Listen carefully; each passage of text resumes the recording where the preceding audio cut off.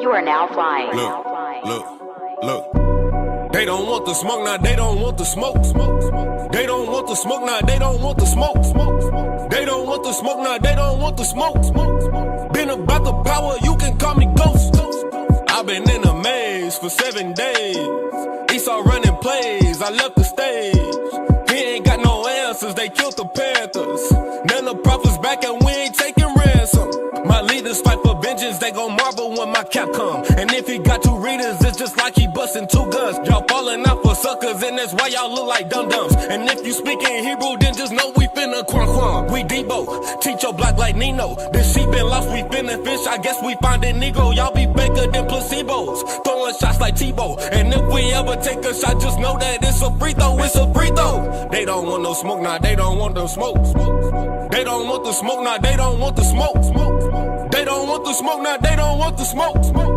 Been about the power, you can call me ghost. Tryna scoff with me, boy, what you thought this shit was sweet, boy? We be teaching like Messiah, give me that and Obadiah. He gon' set this place on fire, then come set up his empire. They be high, wearing wires, switching up like this survivor. I'm a soldier, Bible on my holster. I wanna build you up, but if you scoff, then I'm a forger. But I'd rather keep it kosher, like I told you, give all praises to Jehovah. Frankincense on my aroma, meditate while we take over, we take over. They don't want the smoke, now they don't want the smoke.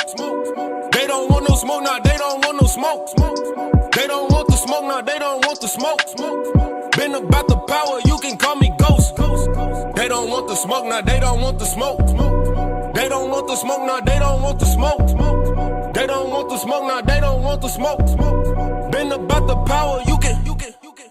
144 Thanos, we was snapping till chains broke. Warrior mode like Django. Build a kingdom like Lego. Vanity, what was all vanity? Lord, give me power to burn out my enemies. Vanity, what was all vanity? Wisdom like Solomon, fight like the Maccabees. They don't want no smoke, now they don't want no smoke. They don't want the smoke, now they don't want the smoke. They don't want the smoke, now they don't want the smoke. Been about the power, you can call me ghost.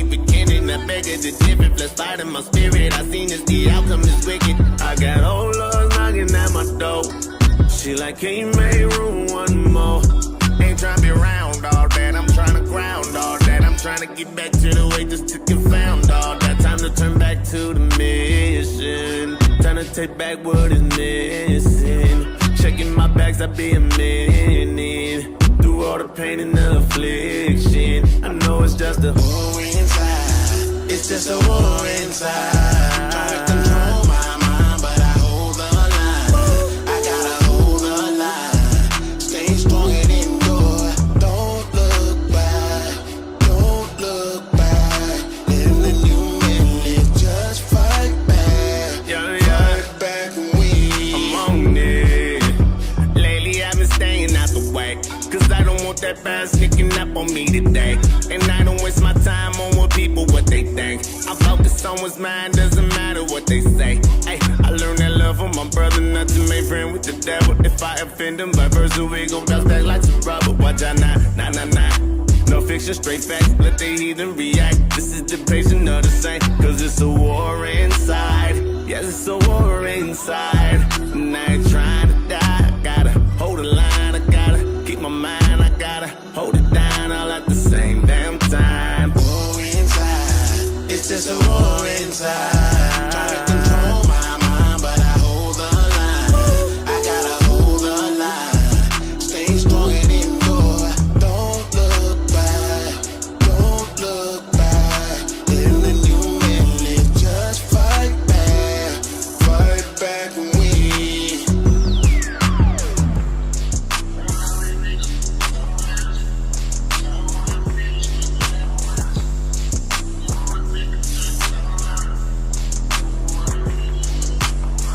I'm created to be upright. I ain't something that they don't like. Give me a minute if you don't mind. Understanding it is no price. Worldly lust is what we don't need, but they can tell you what's contrary. You the greatest, but they won't say. So raise your glass as I do say. I'm created to be upright. I'm created to be upright.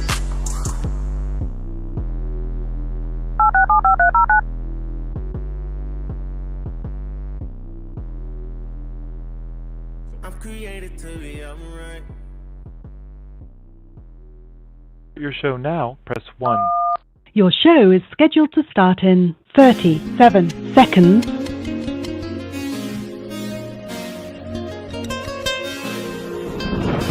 Believe that. Clean. Singing the song of Psalms, place my palm upon a pond. I'm waiting in waters with a wave that I call my storm. Could the words of God ever be enough? I'm finding it plenty. Details I couldn't just make up. It reminds me of Fenty. Comforted by your voice. Your show will go live in 5 seconds. 4, 3, 2, 1.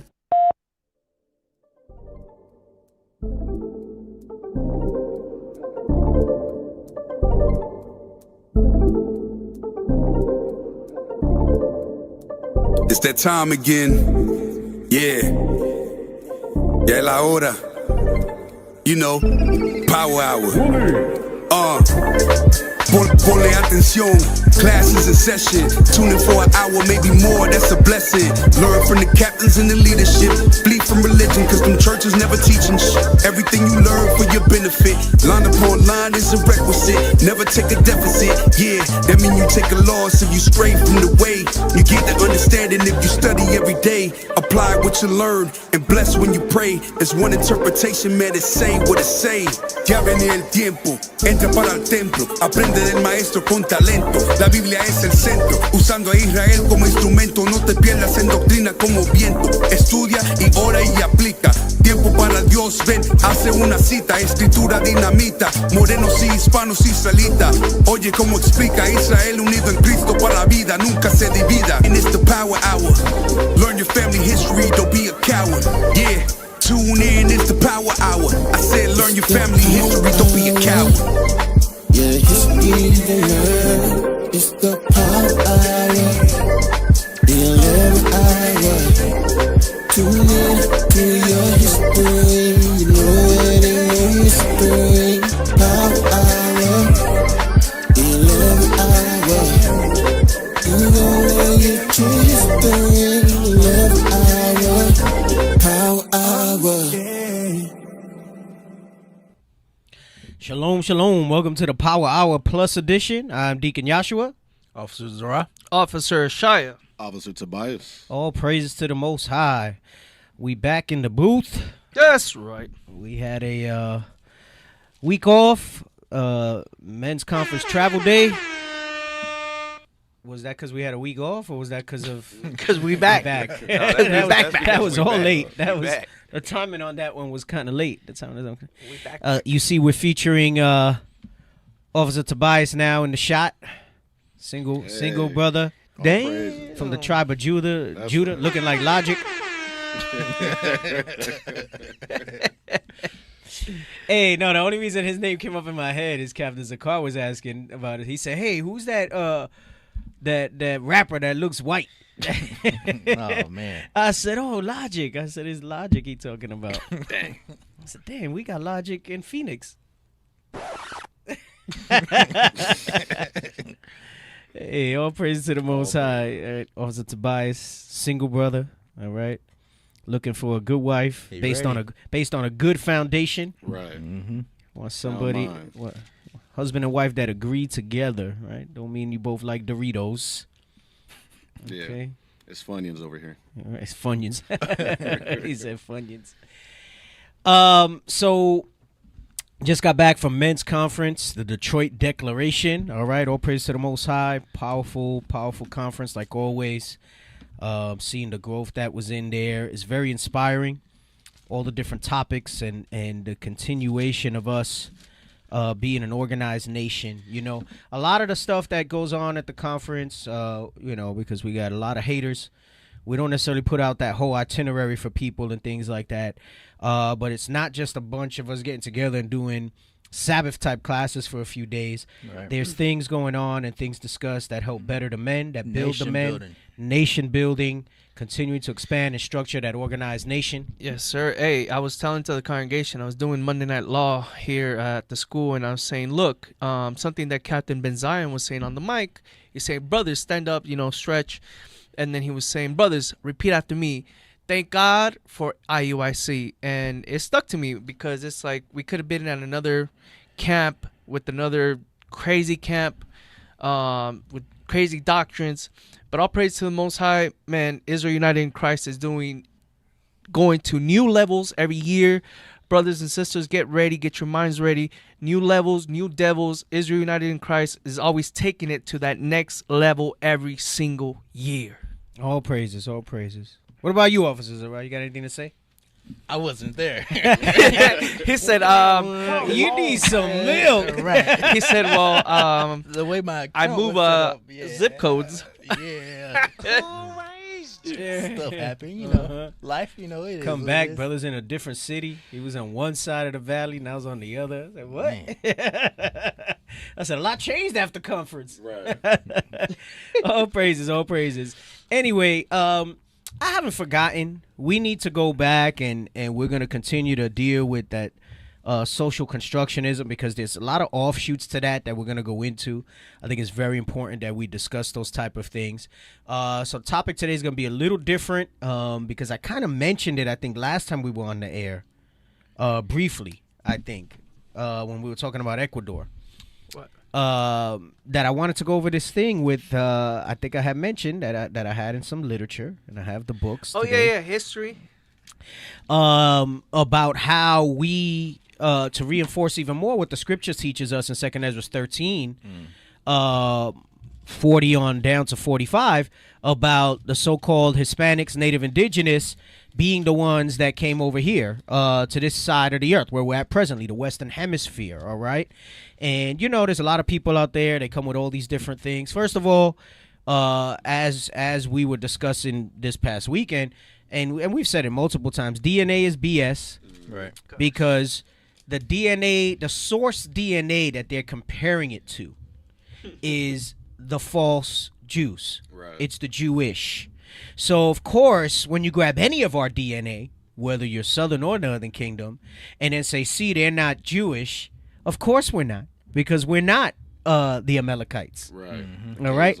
Right. You would need to go back and get Jacob's DNA, which they don't have to say this, right? Mm-hmm. But what will show up when you do things like that is what? That, yes, we're, they'll say we're African. They'll say we're native indigenous. They'll say we're this, that, and the other, so on and so forth. So they'll bring that type of information out, okay? Gosh, man, these freaking, I don't this damn, and that's the Northern Kingdom Church, right? Yes. But I thought let me tell you it's the something. Northern Kingdom. That's both of them. That's both of them. They both doing music rehearsals today? That is both of them. So that's the Southern Kingdom Church and the Northern Kingdom Church. Yes, sir. And they're both doing music rehearsals today. Yes, sir. Bro, both of those churches have been here for years, and they've never come like that. Bro, it's like they see us on the rise. I think they know our schedule, and they just come and they do shit on purpose. Part of my language, bro. So that maybe y'all at home can't hear it. They're not even good. They got the band. They're not even good. At least the brothers that we got here that used to be in the Christian band, they good. Right? Shout out to Officer Nehemiah, Officer K. Hey, the rhythm was bad when I first came in. The rhythm was bad, and I was like, man, what's going on? So now, since you said it's Northern Kingdom, that makes sense. You know what I mean? So. Oh wow, this dude trying to say. Wow, bro. Wow. Shots fired. Alrighty then, bro.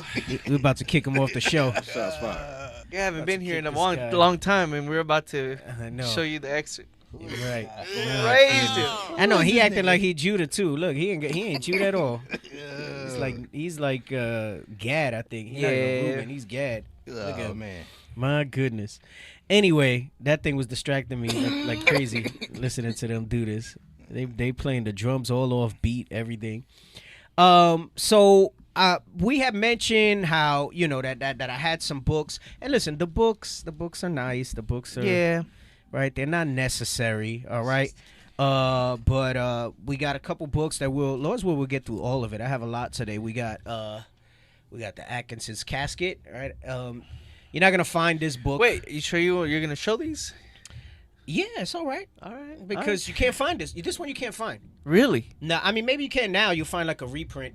I had to put the picture up for them. I had to get this reprinted. I had to find a company that had the file, and they print and publish on demand in order to get it. Wow, that's what's up. I actually have more than one copy of this. So it's like a PDF? I have a softbound copy somewhere, I think. So it's a PDF, and you just send a PDF to them or something? No, so they know what it was like in its original form, because this is how it was when you find it, and this is actually volume. Like, so the thing is, these type of books, certain libraries have them, but they're not reprinted anymore. Right. So essentially, there's certain companies that you'll find files. They happen to have this file on hand. I did a lot of research, and I happened to find it, and I paid, and they were able to print it for me. Yeah, and they were able to print it for me. So it's like a replica of what it was. So this one's actually in pretty new condition. It's not like one that you would buy used that's been handed down and stuff like that. That's why I tell you, don't put your greasy fingers on the pages. Yeah, I put sanitizer. Don't put your taco. No, let me stop. Wow. Alrighty then. That's right. Oh, that was his spirit. That was his spirit that did that. It That was spread his it. spirit. Right. Wow. I've spoken about. We've done shows with this book. We got American Holocaust, and there's actually a lot more in these books that I haven't been able to get into. I was asking Deacon Nathan, we were talking about some stuff this weekend. I said, bro, how do you go through all these books? Well, he says, I have a good research team. He goes, so they find a lot of information. They're always researching.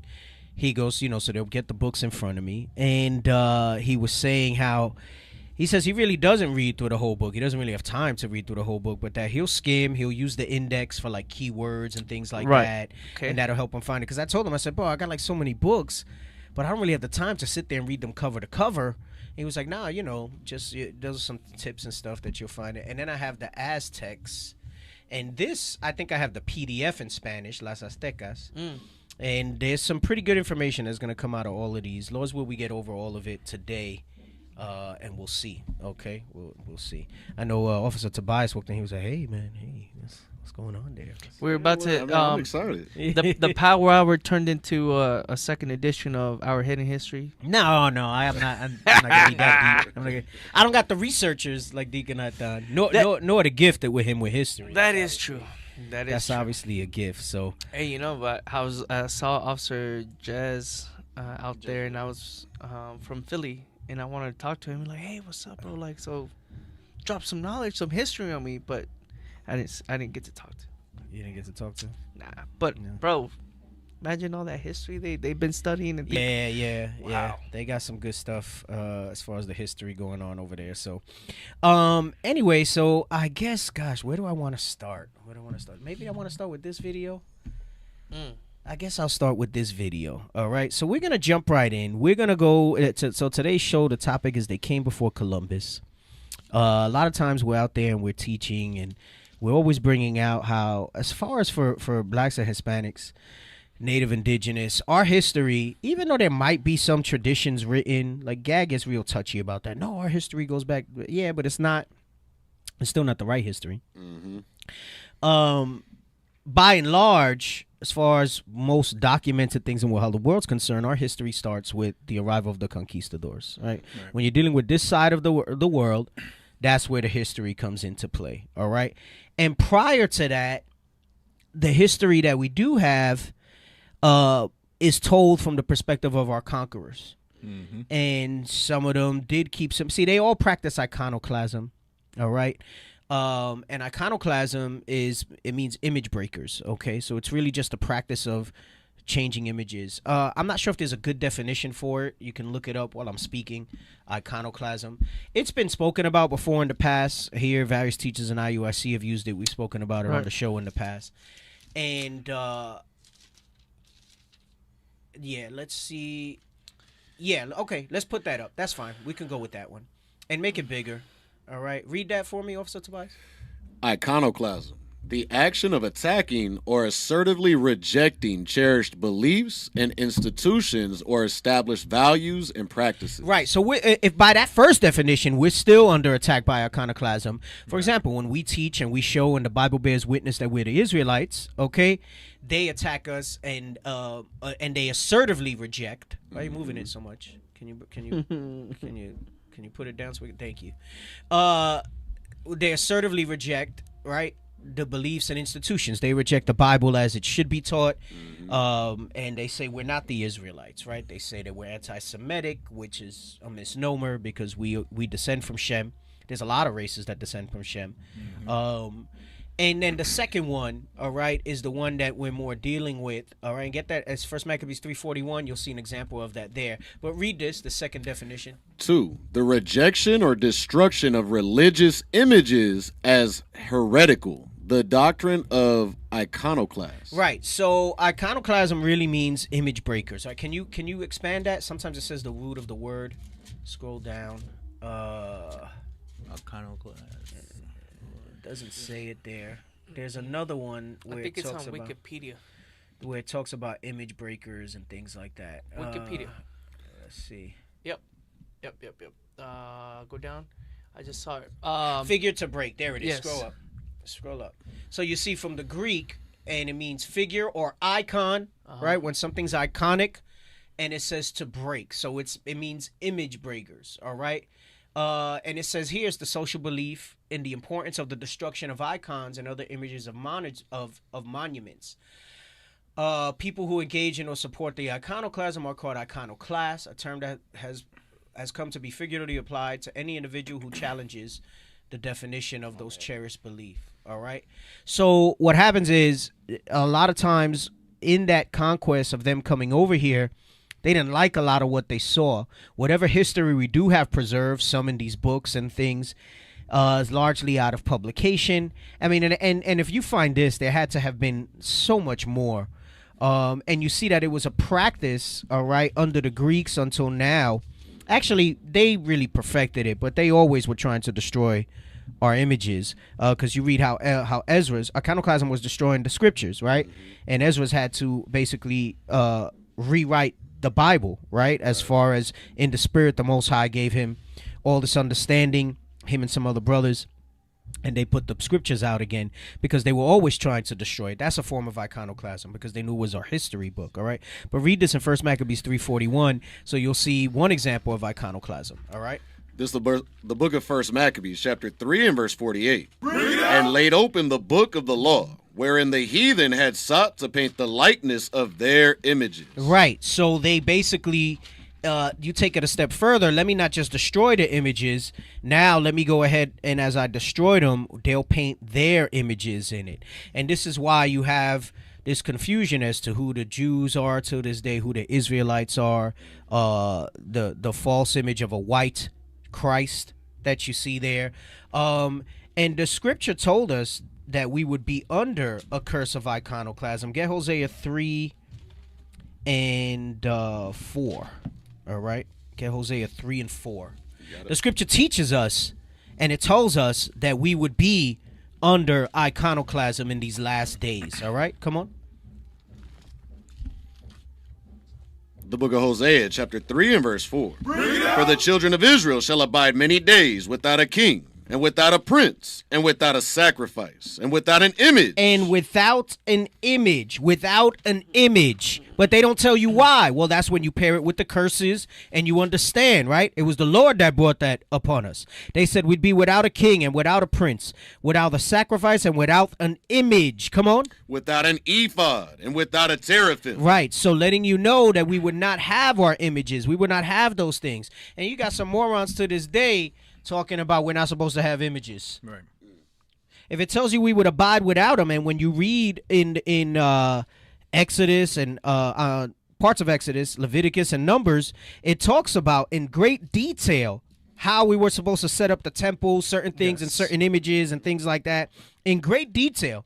So people say we're not supposed to have images. You dumb as hell. You better never watch the television. Stop looking at your phone. You're going to post on Facebook about not having images on the same device that has images in front of you. Freaking idiots. Boom. Make no damn sense. But what the scripture says is that you should not bow down and worship these images. All right? But people say that when their spirit cannot escape the white supremacist indoctrination that they have. Right. So they'll jive with what some of the scripture says. But then when it gets to the image part, no, well, nobody knows who looked like this, that, and the other. Jesus can't be black. But notice they never cared when a white Jesus was pushed, when Caesar Borgia was pushed, right? It's only when the black image comes up that you have an issue with that, that it makes you feel uncomfortable, all right? Not realizing the state of indoctrination that you're in. Right. So Heavy. So our history largely comes from that. So it's important. Imagery is important for our people. Imagery is important for our people, and it always has been. All right. The Most High has always showed us things and put a presence in front of us, right? If it's not of a person, right? In Exodus, you read about how we had the pillar, right, of fire. It was a cloud and then a pillar of fire by night. Okay. That's imagery, and it's important to our people to see that thing. It enlightens the senses. You read that in Sirach when it talks about the different gifts that he gave us, right? The different senses. So it's kind of dumb to say they didn't need images. Then why do we need eyes then, if that's the point, right? If images weren't important, just you can break that down in so many different ways. But understand that was a curse, that we would be without images, which tells you two things: that iconoclasm is alive today, and two, that we used to have images. Right? So to say that there's no images doesn't make sense. There's images all over the world, right? And thing is, why did they break the noses off? Right. We're at war even in images. Yes. All that is there, all right? So that's iconoclasm. So a lot of times everybody talks about, America was discovered, and it's crazy because it obviously wasn't discovered if people were here. But they call it the age of discovery. They say it was the new world. Well, it was new to them. Yes. It goes to show you how white supremacist and white centric even their history is. Right. That somebody could be here already and they would say they discovered it. And it's called discover now. Right. Really, because by its very nature, to discover something means nobody has known about it before. Right. Yes. That's discovering, right? So they claim to discover it, and history books teach it, and nobody's ever questioned it. All right? But they're actually off. All right? So we're going to show this TikTok. How long? It was actually a little long, right? It was a little long, but it was really good. 4 minutes. But it's real good. Yeah. It says part 2. Wonder what part 1 was. But we'll start with this TikTok, and then we'll go into some of the books and some of the scriptures, and because what he's saying is actually biblical, and we'll prove that, Lord's will, today. All right? So go ahead, play this. Africans discovered America. It's very wait low. up. Stop it's very it. low. Stop it. Go back and then turn it up. Channel whatever channel that is. And actually, get me a map of the Middle East attached to Africa, because he says something in the beginning. I'm probably gonna pause it a bunch to go over certain aspects. I'll send it to you. Africans discovered America. My gosh, these people are so damn loud. This is louder than I've ever heard it. Or maybe it's just been a few weeks and I haven't been here. They got a new drum. Oh my goodness. Oh my goodness. Gosh. Africans discovered America. That's not a fact. Facts change. Look at the evidence. Okay. The Olmec colossal heads. These 11-foot tall, 20-ton boulders found off the Gulf of Mexico dating back to 900 BC. Stop. What about So he says Africa discovered America. Now, here's the issue with that. he's not wrong, but he's not all the way right, because he lacks context in explaining that. Because what'll happen is you'll have our people who'll get Afrocentric, and they're thinking dashikis and Wakanda and all this other type of stuff, right? Right. But we're gonna show you today is the Israelites who discovered America, and this is where I want the map, because remember the term Middle East is an invention to create an illusion that it's not Africa, all right? But what's known as the Middle East is a part of Africa. It's attached to Africa, literally, all right? So I sent it. there right you now. go. So yeah, we can do the colored one since it's more pronounced. Let's do the colored one. Okay. Let's make it bigger. Let's do that one. All right. Just so you can see here. So that area that they call the Middle East, it'll be that orange, blue, all this right here. They call that the Middle East, right? Iran, Turkey, all of that. But look at where Israel is, all right? Jordan, everything else. And then look at what it's attached to, all right? Egypt. And look, you see the landmass there and everything. What is it, the Suez Canal that they use to like separate it and try to say, see, you can't walk over anymore? But if you look at the map, that's actually part of Africa.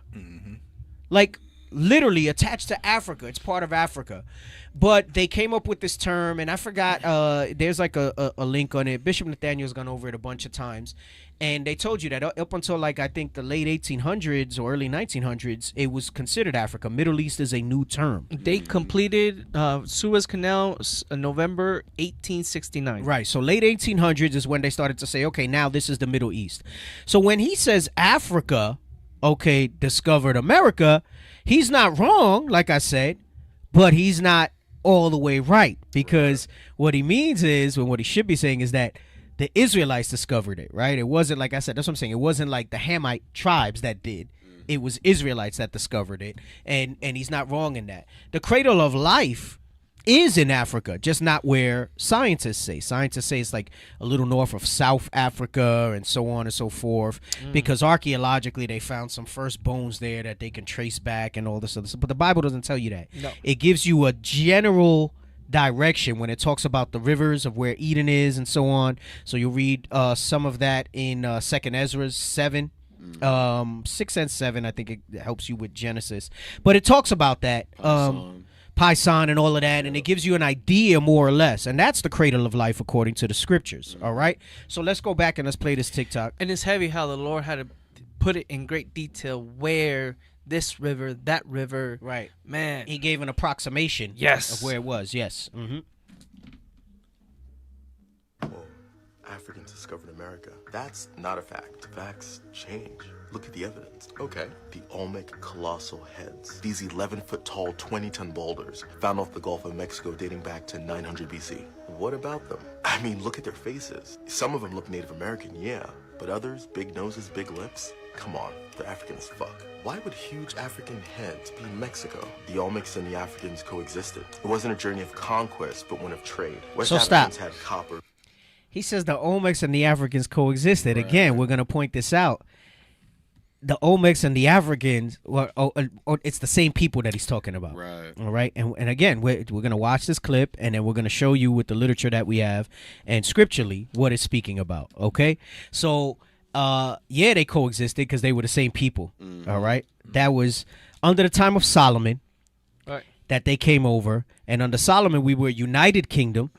So that means northern and southern kingdom came over. They did coexist. And at that time, we weren't mixed with Esau like that. Right. We weren't like what he said. Oh, why they look black? Yeah, they look Native American, but they were black too because we weren't conquered by Esau. Right. Because remember, it really started with the Assyrians mainly for northern kingdom. So it's not even just Esau. It's a lot of races that you have that going on in there. And even at that time, Persia, Assyria, Babylon, they were black. Right. Not until the 1400s where they conquered us, and then that's where we started mixing up. And then you got the what's it called that in Mexico where it has caste, the caste system. Las castas. Yep. So now at that time where he's talking about how the Olmecs, we weren't like me and Officer Sarah, we weren't light skinned. And officer, like all of us in this room, hey, what's going on? Right. We weren't light skinned. Well, understand something too. remember, Isaac had Jacob and Esau, Yes. right? So there was even variability in shading amongst ourselves even before any captivity. Yo, I was All right? reading. So you have to understand that as well. We weren't all, Dark skin. well, I'm not saying we were all extremely light skinned either, but we weren't all. So Kadar. yeah, you can't speak all like in absolutes in that regard. Right. The thing is, we don't want to give Esau too much credit for complexions and things like that, Right. Because that goes into just right, like they were talking about this 1%, weekend. 1%. Right, like their sperm is just so strong that they just right, that it got everybody light skinned. I was reading Jacob and you brought this before a long time ago about how the cattle, they were brown and they were speckled and what have you. You got to break it down sometimes because I was like I couldn't. I was reading it and I didn't get it. Oh, that's right. I remember when I went over that. You where went it over was that saying some about, time ago. Right. Well, but I mean, what that actually goes into more how the Most High always wanted like certain separations. So Right. like for example, we used to have the understanding with the mixed fibers, right? That you couldn't mix fibers at all. But when you go into more detail on it, it means, think about it. It talks about not mixing linen and wool very specifically. Now, it doesn't mean it's just those two fibers, but what's the characteristics of those two fibers? One comes from an animal, one comes from a plant. Linen is cotton. It comes from a plant. Wool comes from an animal. The Most High didn't want us mixing animal and plant like that to make clothing. That's what that's going into. So when you have like poly blends and things like that, there's nothing wrong with that. That's not sin. That's not sin. So your socks are okay. Your socks are fine. Your underwears are fine. Right? Your shirt that has 3% spandex and cotton is fine because one is a plant and one is synthetic, right? The issue that was had there, and Bishop Kanai went over this recently when he was going over like the fruits and the way, chapter 4. it was what that's where that comes from, because there's still a lot of people out there that are with that old understanding. I think I even did a topic on. I don't know if it's up on. There's a lot of classes I did over the years here that didn't make it because you guys sucked back then. Rest in peace. We lost it and everything. Audio was terrible. That didn't make it up onto the thing. I've went over it, and then Bishop Kanai went over it. And there's another scripture that Bishop Nathaniel had posted a while back that talks about the roebuck and something else, and it goes into that.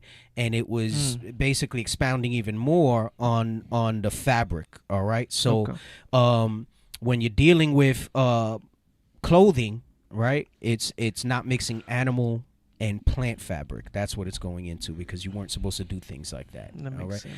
So that's kind of more what the cow thing is going into. But I think I had brought the example of it foreshadowing kind of us being different. Yes. Yep. I remember vaguely going over it. Was a long time ago. A lot of times I don't have notes for that stuff. It's just like I'll it just remember comes out. it, and it comes out and things like that. So I was remembering that you were going over that, and I was like, "Damn, I gotta ask you," like, because I was reading it, I was looking up words, and I was like, "Oh gosh, I was trying to picture it in my head, and I still couldn't." Right. That's where the images come in. We need an image. Dang. Right. But yeah, because you still got a lot of people out there that are freaking out about the fabric and the mixed fabrics, and it's not. And nowadays, man, it's not gonna happen, and then also it's also talking about interwoven too when that does happen, right? So you might have like a wool coat with like a cotton lining. It's not woven into the fabric that way, so it's not talking about that. But anyway, I say that to say, because you said the thing with the cows and the herds and the speckled with the unspeckled, and it made me think about that. But all right, so he says that they lived together. We're pointing out that, of course, they did, because we're going to show you today that it's the Israelites. All right, I'll try to not stop as much so we can play this through. Come on. You can play it so I don't have to listen to the Christian music. One of trade. West Africans had copper, metalwork, and gold, and Mexico had maize. Corn. Then where's the evidence? There's maize crops in parts of West Africa that predate Christopher Columbus by centuries. And those crops aren't native to Africa. It could have only been brought over from Mexico. Right, so stop. Here's what he's saying. That's heavy right there. Get the one where it says they were picking corn in the New Testament, all right? To show you the connections that he said. Because you read that, I'm saying most people hear that, and they're not thinking about what he's saying. You said it's heavy what he said. Really? He said corn is not native to the Eastern Hemisphere. Really? I didn't know that. Corn is not native to the Eastern Hemisphere. Wow. And until we had this understanding of Solomon's journeys to this side of the earth, that made a lot of sense to us, right? And say, yeah, corn's not native. The New Testament, Christ and his disciples were picking corn in the field. It talks about that, right? Matthew 12. All right, so let's read that real quick. What verse? 1. The book of St. Matthew, chapter 12 and verse 1. Right, he says maize is maíz, all right? That's how we say it in Spanish, all right, maíz. Maíz is not even the Spanish word. It's actually the Aztec and Mayan word for it, maíz, all right? Yeah. So corn, right? So he makes the point that corn, all right, is not native to the Eastern Hemisphere. And we used to say, they're lying, that's not true, because Christ was picking corn with the disciples on the Sabbath day, and they made a big thing out of it. But with what we're going to bring out, understanding that we came over here during the time of Solomon, it would make sense that corn then made its way back over to where we were at. Okay? Go ahead. The book of St. Matthew, chapter 12 and verse 1. At that time, Jesus went on the Sabbath day through the corn, and his disciples were an hungered, and began to pluck the ears of corn and to eat. So, if corn was there in the time of Christ, then it lines up that during the time of Solomon, which was before that, when we had a navy and a united kingdom, that they traded things. And when we get into the Atkinson's casket book, you're going to see that piece of it. Man, now that I'm going into it, we'll see how far we get, because there's a lot of things I got to read. Maybe if I rush it, we'll get all of it today. If not, we'll move on. But they mention corn, right? So again, I'm telling you from personal experience, we used to say, well, they're full of crap that they say corn's not native to here because Christ was picking corn there. But that's before we understood that we had made journeys here prior. I don't know if it was last week or a couple weeks before, I also brought out that in 2nd Ezra's, when it says, how did they know there was a place where never mankind dwelt? Right. And a lot of times we don't ask that question. But then I also showed in Judges laws, where we'll bring it out today, that they knew that they needed to get away from the heathen. And they also understood this history that we're going to bring out with Solomon. And that means that historically amongst the Israelites, they knew of a place where never mankind dwelt. This is why they called it Arsareth, because they had named it even. They had named it even. All right. So he makes the point here that corn was not indigenous. All right. So this is how corn got here, and how you see in Christ's time, he was picking ears of corn, because trips were made prior and marks were left. This is why they say the Olmec. Now, their carbon dating is BS. I think I can't remember exactly now because it's been so many years, but I remember when I was taking chemistry in college, I was in the truth because I went back to school late in my 30s. And I was asking him about the carbon dating, and even he laughed because he was talking about how carbon decays at a certain rate. And I said, well, how do you know that it decayed at that rate? And his answer is, well, if we take carbon, because like it takes a certain amount of time that nobody's ever lived to watch it decay. He says, well, what we do is we'll watch it decay over the course of a year or 2 years, and then we extrapolate that and say that that's the rate of decay. I said, but there's things that decay increases or decreases over time. So you can't say that that's a constant, that carbon does. So basically everything's speculation, right? So, in the beginning he said facts change. It's true. There's something that they'll say is a fact will then wind up changing as new evidence comes out. I often bring out how they argued that Pluto wasn't a planet anymore. Now they're saying again it is. Different things like that they try to bring out and discuss. Like with us, the water rises. Right. Hey, I think I had to explain it to my son recently about that, because something came up. We were listening to a song or watching something, and he was asking something about science. I can't remember the exact details. And guessing, and I was basically trying to explain to him that theories, scientists will argue differently, but theories are essentially, in scientific theory and what they say fact, it's usually guesses until new information comes out, right? Yeah. Because remember, first they were saying it was all the fat that was making us fat. Now they're saying it's all the carbohydrates, right? Then all these different things that they change, right? Now this cholesterol in eggs was bad for you. Now they're saying dietary cholesterol doesn't increase the risk of certain things. So it's constantly changing. All they do is guess. And I brought that out in Wisdom of Solomon 9, where it says, even with diligent work, we hardly guess right. So it's all guessing. It's all guessing. So that carbon dating is BS. They give you, it's probably, they say that there's proximity, but you can't go by that carbon dating. Same way that the DNA and stuff is a mess.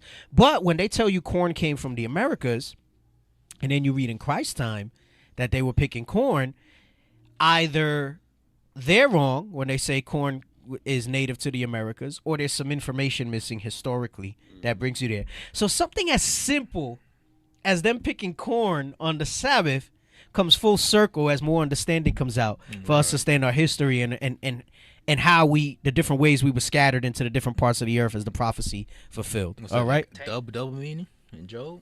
Was that? Like a double meaning in Job. Right. Exactly. So go ahead, play this. Run it back to the part with the corn. Africans. Crops aren't native to Africa. It could have only been brought over from Mexico. So you think Africans went back and forth to the Americas? I mean, yeah. Israelites did. And how did Africans find their way to Mexico? Well, for one, the Canary Current. It's like a clockwise river stream in the Atlantic Ocean. You could literally sail a boat from West Africa to the Americas with your eyes closed. And two, Africans were master shipbuilders and navigators. We were voyagers, explorers, educators, architects. I can see it happening. Maybe the Europeans taught Africans. Whoa. Africans taught Europeans. Yeah, right. Yeah, right. The Moors? Who? The Moors. Shakespeare's Othello. The Moor Venice. The Moors were the Muslims of Northwest Africa, and they taught Europeans. Some of them were Muslim. I was gonna say that's. See, this is because they have to throw deflection. So that we don't get too close to that truth. Remember in Psalms 83, it says they consulted against thy hidden ones, right? They took crafty counsel. Some things they just couldn't utterly destroy with their iconoclasm. So there's records of certain things. So what they do is they'll alter it just enough that it still seems believable, but then it doesn't allow us the full credit that we deserve. Right.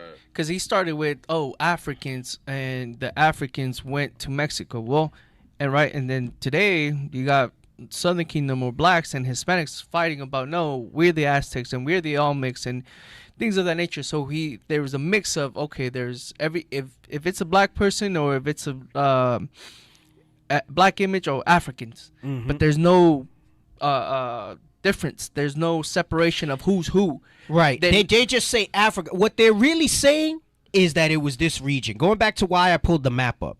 So, and now he keeps saying West Africa, which we know after Christ's time, after the time of 70 AD, is when we all fled, right? And we eventually made our ways, all over Africa, but mainly to parts west, right?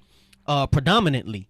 But prior to that happening, again, when we get to Atkinson's casket, it's going to clear up a lot of what he's saying. Yeah, okay? And now he's saying Moors, and that's another non-distinction that he doesn't know or doesn't make, because again now he's saying Moors that ruled Spain, and again not knowing that full history. I didn't even know that full history about the Moors, and now how leadership brings it out. Yes, they're Israelites. We were ruling, and he's going to mention the Dark Ages. That was us too. Right. You see what I mean? So and we'll read about that Canary Current in here in Atkinson's casket, and it also talks about how we would come around the Cape of Good Hope. It says that in here. And the Cape of Good Hope is on the tip of South Africa. And then what happens is many of them were sailing up the coast of West Africa to try to find certain places. But then, they would go. So he's trying to say that it might have been on accident, basically, is what he's implying. The book kind of here says it might have been on accident, too. But remember, Solomon was the wisest there was, right? He understood the elements. Right. So it kind of talks about how it's not so far. Like once you're in West Africa, he's saying, listen, some of the Jews that were on these ships probably took it upon themselves to say, hey, now let's go a little further this way. Let's go a little further that way. What's the caller? Wow, we have a caller. We bro. have a caller. We have a caller. What's the give me the lowdown before we put him on air. Hey, Shalom D. So it's Officer Solomon of IUIC Arizona calling in. Oh, okay, all right. And, he couldn't help himself. He's sitting there making some fresh herbs or some homemade bread on his own, and he got excited. Kombucha. He's making his own kombucha and got excited. So let me call in. Shalom, Officer Solomon of IUIC Phoenix. Welcome to the Power Hour Plus. 30 minutes away from us. Shalom, sir. Shalom. Hey, Shalom. Most High Christ bless. Most High Christ bless. What's going on? Yes, shalom to all Israel. I had a question on the topic. I've heard this in other classes as well as concerning the corn. Uh-huh. And how it was on the Western Hemisphere. Uh-huh.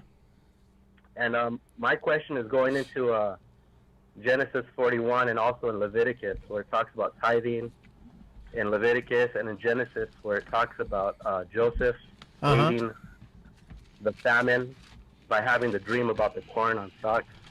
Okay. Into place where they collected corn. So is that a different corn? Oh, is there a difference between corn? This corn today is not the same corn that was had back then, right? So, yep, 7 years of corn came up on the stalk, right? So, remember, what we know as corn today is different than what corn was there. And this is why I noticed they called it maize, right? So it's something, the presumption is that it's something slightly different, all right, when you say maize. It's not the same thing as what we see as corn now, Good question. Good question, though. Okay. Good question. Okay, yeah. And also, there was a Muslim I had come in contact with a while back, and he was bringing out that doctrine, too. So that's the reason I wanted clarification, not only right. Well, no. So you have. audience, So you listen. Sure. In those situations, just stick with what the scripture says, and you just tell them corn there and look corn in Christ times, and you go from there. All right. Because remember, some of this stuff is going to be speculative, and this is why when you go into books, you got to be somewhat careful. It's exciting. We bring that stuff up, but some of it's going to be speculative, right? So who's to say that when Solomon went over there, that maybe other parts of the world didn't have the corn, and then they actually brought corn over there and it just grew more here. Like, there's so much that you can leave in space in there, right? So when you have those type of dialogues with people like that, you just bring your scriptures out. Don't go into books and the other stuff like that, right? Especially if they come in with their own well, I don't know what point he was trying to make with that, but But anyway, go ahead. Go back to the thing. Thanks for the call, officer. Thanks for the call. Go ahead. Yeah, I'll praise Science, Shalom. Mathematics, chemistry, physics, philosophy. The Moors ruled Spain for 800 years. You expect me to believe Africans ruled Spain and brought all that to Europe before slavery? Yes. There were well-lit paved roads in Spain hundreds of years before a paved street in Paris or a street lamp in London. Africans were advanced. You make the Moors sound like the Jetsons and the Europeans like the Flintstones. It's not my intention. But the Moors designed modern cities and lived in palaces. Stop. So when we, and we might not get to it today, when we get to American Holocaust, what he's saying, and again, when he says Moors, get Moors out your head, he's saying Israelites. And what he's saying there makes sense. Remind me to make the connection if we get there. If not, and if we don't get to this till next week, we'll go over it. And we'll play this part of the clip again. But you'll read in this book here, American Holocaust, by David E. Stannard, that the accounts of the Spaniards when they came over to this side of the world is we had paved roads and magnificent cities and chambers of commerce and bridges and roadways. And out of their own mouth, they said we were more advanced than the Europeans in many of those things. The only thing where they were more advanced than us was weapons. And that was their gift. Right? Remember what talks about the spirit of Cain? You have Tubal Cain, who was an artificer of different weapons, right? And then you read in Genesis is it 25 about Esau and the blessings. 27. Yes, sir. And Esau and the blessings, and his blessing was that by the sword he would live. So the only thing where they were more advanced than us was gunpowder and things like that, right? But they weren't more advanced in everything else as far as civilization was concerned. Correct. All right. And history accounts for that. All right. Now the book I have here will tell you it's largely speaking about Northern Kingdom, but you have to understand something. That gift comes to all Israel, right? So what he's saying about the Moors here reminds me of what it says here. So it wasn't just what they did in Europe, okay? It's what we wound up having on this side of the world. All right. What were you gonna say? And two things. And they used Southern Kingdom to when they came out here. Okay, now let's help us conquer Northern Kingdom. And another thing, everything he's going over, and that second person that he's supposedly talking to, the one with the red shirt. And like, you expect me to believe all this? That's what we read in Hosea, that we would be without an image, without a prince. And so he's like, so you expect me to believe this? Like, oh, well, what about the Europeans? That's the iconoclasm. Exactly. That's it. So he's like, and that's our people, man. And you don't think you're great. You don't think you're royalty. You don't think that the Southern Kingdom blacks or Hispanics can't build nothing. Because then you've been taught lies all your history. Right. You think that your history starts in 1619 or in slavery, and you can't go past that. Right. And this video is heavy. This video is very heavy. Officer, to add to your point, they think they're Egyptian. Right. That's kind of what he's pushing here when he keeps saying Africans. But like I said, he's not wrong. It's really Israelites that came out of what's known as the African region. Is what it is. So it's Israelites. It's Israelites that he's speaking about. But go ahead, come on. In barns alongside their animals. That's disgusting. The Moors taught Europeans hygiene, music, fashion, chess, three-course meals, tablecloths. Many of the things you attribute to Europe being advanced and civilized were taught to them by Africans. Okay, tie this back to Africans discovering America? Oh, wait. Do I even have to? With everything you just heard, could you not see how it's possible for an advanced people to journey to the Americas while Europe was literally still in the Dark Ages? There must be another eyewitness besides the Africans. Yes. Christopher Columbus wrote in his journal how Native Americans confirmed that black-skinned people came from the southeast on big boats, trading in gold-tipped spears, long before he arrived. If this is so concrete, how come it isn't common knowledge in history books? Well, whoever controls the past controls the future, right? Why can't we just look to the future? Why is the past so important to you? Let's say from the day you were born up until last week, I erased your memory. All your experiences, everything you know to have been your existence, gone. How would you feel? I mean, I'd be lost. Afraid. Stop. So you see that? So without that history and why we go over those things, listen, at the end of the day, it's keeping the commandments and the faith of Christ as an Israelite that's important. Above all this thing with history that comes out. But I know the excitement that it is for people, because the reason why history is so exciting when history comes out, I'm reading in the comments, everybody's like, oh, I love the history.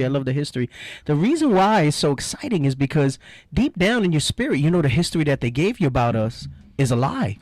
And it wasn't sufficient. And they run around telling you these things. You made it like so much worse with whatever got touched just now. I think it's over there. It feels staticky and stuff like that. Yeah. All right, but go ahead, play it. Future without knowing your past. That's why history is so important. And you want everyone to know this. Could you imagine? No. Check it out. Stop. Right, it's funny. Somebody said somebody get that man some security. Right. So he's saying you want everybody to know this, right? And mind you, he's not even 100% on point with this. He's talking about Africans and stuff. So you imagine the extent of this type of information comes out. So watch what happens now. Come on.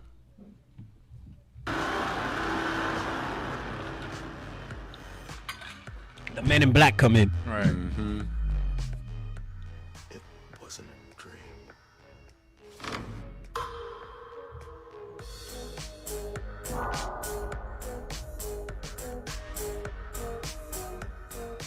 Looking for this?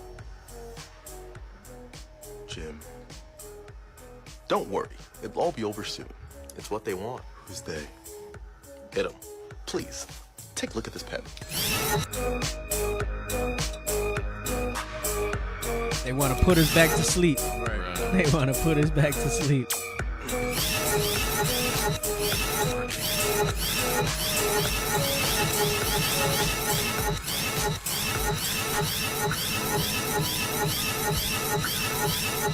Like you were saying, it's those bones that they throw in history. You know, that's right. That's what distracts us from the real truth, right? Right. So it's those bones that they throw in history. So you see what he did at the end of that after bringing all that thing out. That's what he winds up going into, all right? So let's get to... Let's go. The book, all right? We'll start reading from the book. Okay. The book. The book. We'll start reading from the book. So get the Atkinson's casket pages. That's the one that it looks real jacked up, all right? And you got to zoom in on that, the bottom right. Okay, you got to zoom in on the bottom right. Now, I can't remember for sure. I got to make sure. I say this, and notice I'm saying this with a so-called grain of salt. I believe the Phoenicians were also, remember, Israel didn't come too much later. They were named last. But I think I brought this out before, and I think leadership too. The Phoenicians are us as well. But before we were named Israelites, right? They come of that line, of that seed, okay? Because a lot of times they'll say it's the Hamites, but it's not the Hamites, all right? So when it talks about the Phoenicians, you know, you can look past the part of where they give them so much credit, is really still going into our people, all right? But this was before we became Israelites. Okay, are you able to read from that there as I do it here? Can you see that clearly? Yes, sir. Okay, go ahead. You want the top right, the Phoenicians? The Phoenicians. You can start there. So this is the Atkinson's casket. All right. I don't know if they can see it. Can you show them the? I mean, it's not a cover, but the side, the bind. Show them that picture, the bind of it. So they see that's the front. All right, that's the Atkinson's casket. It was originally published in 1835. What I have is a reprint. It's not from 1835. They basically try to make it look like the way it was in 1835. Like I mentioned earlier, I don't even remember which site I got it from, but I had to get it from like some obscure site as I was looking for it. So all right, so go ahead, read. Go back to that page, zoom in so that the officer can read it well. Okay. All right, go ahead. The Phoenicians, or Canaanites, as they are called in Scripture, a people who inhabited the eastern coast of the Mediterranean Sea, far excelled all other primitive ages in commerce and navigation. Right. Is it in 1 Chronicles 12 where it talks about our people having the knowledge of navigation? So here, I want the historical context of this to let you know that there were other nations involved in this. All right. But it was... it's not to discredit us, all right?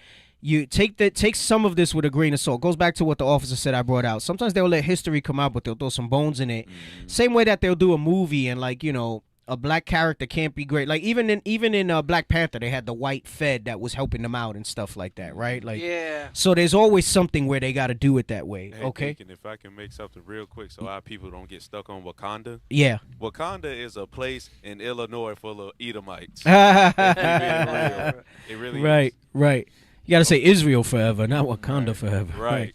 Right. But so the Canaanites didn't teach us nothing. All right, we were the ones that had all this knowledge. Is it? You had it in First Chronicles. Second Chronicles. Second Chronicles. I'm sorry. First Chronicles, chapter 12, verse 30. Yeah, First Chronicles 12. That's what I said. You got the verse? 32. Go ahead, read that. The book of 1 Chronicles, chapter 12 and verse 32. Read out. And of the children of Issachar, which were men that had understanding of the times, to know what Israel ought to do. Right. So meaning they were able, when it says the times, they understood like navigation, stars, and things like that. Go ahead, read on. The heads of them were 200, and all their brethren were at their commandment. Of Zebulun, such as went forth to battle, expert in war with all instruments of war. Right. So the point that I wanted from there is that there were those in Israel who had understanding of that, okay, navigation and things like that. And as we read the historical facts, you're going to see that. Now, what we're reading first here, they're going to say, I'm reading it to provide context. At first, I was like, I'm not going to bring that out because then people are going to get confused and think somebody taught us something. That's not how it is. But remember, they'll let certain history out, but they got to alter it, right? Just like they let the Moors out. Yeah, the Moors were great, but they weren't you. They were Arabs, is what they try to say, all right? They were Muslims. But go ahead. Go ahead, read on. You want verse 32 again? No, I'm sorry. Read here in the book. We're back to the book. In the days of Abraham, nearly 4,000 years ago, they were a commercial... No, read it from the top again because it says they far excelled Yes, in commerce and navigation. I want that part to be brought out. The Phoenicians, or Canaanites as they are called in the scripture, a people who inhabited the eastern coast of the Mediterranean Sea, far excelled all other primitive ages in commerce and navigation. Now, again, remember this is not it's not talking about Hamites, okay? That's just a confusion with the Phoenicians. Go ahead, read. In the days of Abraham, nearly 4,000 years ago, they were a commercial people holding communication with the Persians and most of the neighboring nations. The Phoenicians were the inventors of writing and the first who made any considerable attempts in navigation. About 3,000 years ago, they began to colonize. They settled Rhodes and Cyprus. From thence, they went into Greece, to Sicily, Sardinia, and into Spain. About the same time, they passed the Straits of Gibraltar and made settlements on the western coast of Africa. The Canary and Madeira Isles were discovered and settled soon after by the colonies which the Phoenicians planted in Spain. Their skill in navigation at this period must have been brought to a considerable degree Now, of I'm not perfection. saying we were the only ones that knew how to navigate, all right? There were obviously other nations that did it, okay? But I'm just, again, this is for context. When we get to the next page is when it really starts to build up. Go ahead. A considerable degree of perfection, that without the aid of the compass, they could direct their course from one end of the Mediterranean Sea to the other. This is how Issachar was known to have that gift, all right, amongst the tribes. Remember, in that time of Chronicles, they were United Kingdom, okay? So it's speaking about, they weren't in rebellion. They were in their right mind. They were in the spirit still, okay? So you had a lot of Issacharites that were seamen. You had the Zebulonites, it goes into, that were great at war and fighting and so on and so forth. And it gives the characteristics of our people under the United Kingdom under Solomon, okay? Come on. For rising of our 400 years... I'm sorry. I was going to say, do you want the scripture where Solomon had ships, a navy of ships? No, not yet. Okay. Go ahead. For a rising of 400 years were these... what's that say? For a rising of 400 years were these... active and enterprising people improving their kingdom. Okay, go ahead. The next page. Next page. All right. And start on the top left. Go ahead. Their kingdom at home, establishing colonies and improving nations abroad, and bartering and selling their commodities to all the nations of the then known world. Of the then known world, right? Of the then known world, meaning the Eastern Hemisphere, so to speak, all right?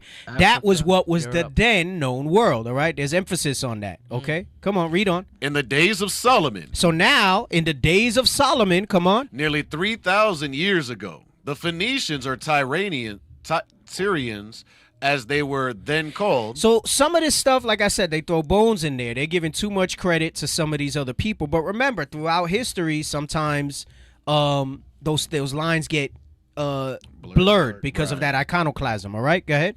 Were the only seamen of the ages capable of conducting the fleets of Solomon. Meaning that Solomon's fleets were so massive at that time that he did have to get an enlist. But remember, they paid Solomon taxes. Right. So it's not like they were some superior nation that said do this. They did this because they were paying tribute to Solomon. All right, come on. To the various nations with which. Hey, and notice it said fleets, not boats, not some canoes. It said he had fleets, Solomon. All right, meaning if he needed so much help from a different race of people, a different nation, why did he even have business making fleets? You get what I'm saying? Damn. Meaning there was knowledge within Israel of how to navigate, okay? Any involvement of any other nation, it was because they were in service to Solomon. Right. It wasn't some sort of tribute and some sort of thing where they made some deal. Not like now where you have the United Nations and all this other stuff like that. They were in service to Solomon, okay? Come on. Fleets of Solomon to the various nations with which that great king held communication. Where's that? With that great king held communication. Come on. Extensive must have been the voyages. So it says the trips, meaning there was more than one during the time of Solomon. All right. Remember, the Bible in its massiveness also had to be concise. Right. So you're not going to get all that little detailed minutia of these things, so on and so forth, that you would get in outside history. Okay. So it had to be more history there that the Bible didn't document. There were other chronicles and things like that, but it wouldn't have reference. It wouldn't have space as far as spirituality is concerned. Just like you read in the New Testament, it says if you were to try to put everything Christ did in the book, there wouldn't be enough books. Right. There was a bigger historical record that Iconoclast destroyed. All right. So it says he took extensive voyages. Come on.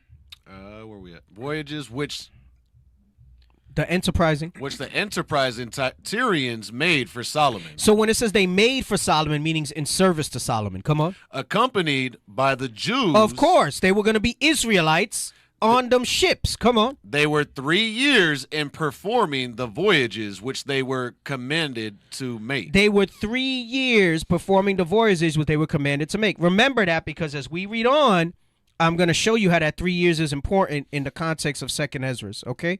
To validate even more that they came to this side of the earth. Come on, read. For the king had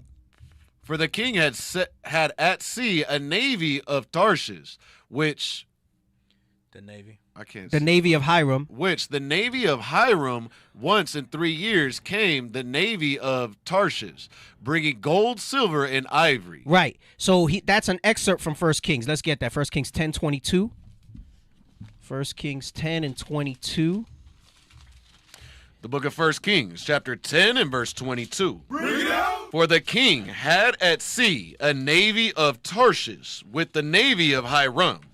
Once in 3 years came the navy of Tarshish, bringing gold and silver, ivory and apes and peacocks.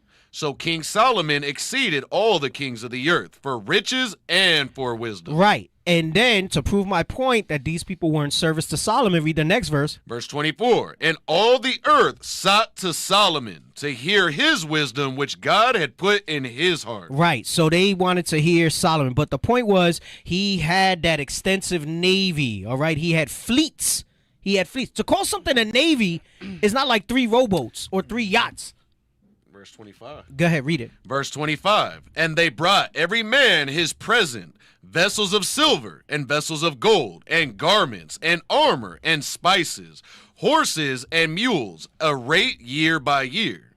Right. So they paid tribute. They paid taxes to Solomon. Right. And someone just posted how Deacon I read a book about the Phoenicians was Israel living amongst the Canaanites. Yes. So that's the point. You know, I had spoke about it, I think, years ago when we had Group Me. And I broke it down for some of y'all how the Phoenicians were us. In the picture, in one of the pictures that you posted, it's gonna say that we are the Phoenicians. Oh, it does. Yes. In one of the pictures I put up with the Lord Luna stone, you posted that. Oh, okay, all right. It does talk about that, right? Can we go to chapter 9 and verse 26? Yeah, go ahead.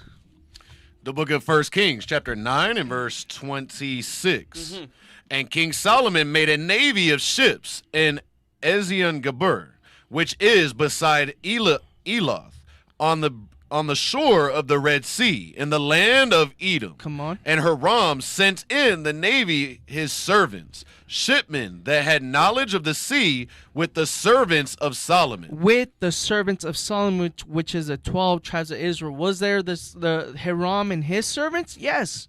That were working with Solomon, that were tribute to Solomon, but Solomon had his servants as well. Right. And go ahead. And they came to Ophir and fetched from thence gold, 420 talents, and brought it to King Solomon. We brought it unto King Solomon, not to Hiram, to King Solomon. Right. Malag Yawasab said about the Egyptian papyrus. Listen, that's what history will tell you. Remember what I tell you? They're always going to try to dilute our contributions, all right? Who was enslaved under the Egyptians? Us. Do you think that America, do they give us credit for the inventions that our people made? Not at all. No, they take credit. So no, that was not the Egypt. We didn't take nothing from the Egypt. The scripture says, what is it? They sought out to Abraham. No, right. They sought out to Abraham for knowledge, and the other one where it says not a dog shall wag his lift his tongue. Yeah, right. Against the children of Israel. Right, get that real quick. Letting you know that all these other nations were nothing, less than nothing to us. They stole everything from us. The Most High didn't endow them with this type of knowledge and understanding. He gave all that to us. And anything that we did, they then claimed for themselves. All right? So that's really being fair. That's really being fair. We can't fall under that. It's subtle how they do it to us. And we'll give them more credit than what it's worth to them. But we can't roll that way. We can't roll it. Did you find it? It's like I'm in Exodus. 4:11. 4:11? Next page. The book of Exodus, chapter 4 and verse 11. And the Lord said unto him, who hath made man's mouth? Or who I'm sorry. No. 7:11. 11 and 7? Yeah. I get confused. Those numbers. The book of Exodus, chapter 11 and verse 7. There it is. But against any of the children of Israel shall not a dog move his tongue, against a man or beast, that ye may know how the Lord doth put a difference between the Egyptians and Israel. Right. So there's a difference. There's a difference. So you have to understand that historically it's always been us. They've took everything from us. God favored us. He gave us all these things. So anything that they took, they went and then they took it as credit for themselves. The thing with timelines and errors, all of that's approximations, because where does most of that information come from? Esau, as far as numbered years and things like that. Do you read numbers years in the scriptures like that? No. The times are told by who was the ruling empires. It's Esau that comes and gives you years behind that. Now, will we mention years? We'll say that because that's the reference point that we're using, right? That's the reference point that people understand. So we'll go through that. But let's not give any of these other nations any even bit of credit more than what they deserve, which is nothing. All right. So let's go back to where we were. For the king had set at sea the navy of Tarshish. Was that First Kings what? No, bring it here. We're gonna bring here, right? No, but start at to what regions of the earth? Come on. You see it? No. To what? Oh gosh, you had it. You had it up. Right there. There you go. Come on. To what regions? Right there. To what regions of the earth this fleet sailed is left in a degree to conjecture. Meaning that they don't want to say exactly where they went, right? Come on. But from the articles they brought back and from the length of voyage we are to judge. Besides gold, silver, and ivory, they brought apes and peacocks. These animals, more especially the latter, are found in greater abundance in Africa. So stop 1 second. Yes, you're right, Malak, but you're still going back to timelines of Esau. If you read Genesis 6, when it talks about the sons of God and the sons of men, that there tells you how we were better and greater than them. This was before they had their empires and all this stuff like that. We were the preeminent race, all right, as far as knowledge and understanding. Anything they got, they gleaned from us. It's just that, again, going back to details of history, it's not going to get that detailed in the scriptures, all right? So I'm not saying that they didn't have anything going on, right? I mean, they figured out how to build the Tower of Babel and things like that. But you can't get caught up in those timelines, because that'll trap you up when Esau tries to come at you, or people try to debunk the scriptures and they start talking about timelines. So when I hear things about Mesopotamia and the different empires and stuff like that, just remember who came out of the Garden of Eden, right? And the different trees that were in there, who he had set higher, right? It starts with Adam and Eve, and then through Abel, then on down. All right. I'm gonna say, could we get Daniel real quick? What do you want to bring Changing out? the times. Yeah, go ahead. You can bring that out. Daniel 7:25. The book of Daniel, chapter 7, verse 25. And he shall speak great words against the Most High. So we already know that, and that's what we do in this show, is to show our people how they're speaking great words against the Lord, against the Bible. Read. And shall wear out the saints of the Most High. And hundreds of years, thousands of years, they've been wearing out the saints of the Most High, Israel, and that's what we're showing. By Iconoclasm, by history, slavery, captivity. Right. Read.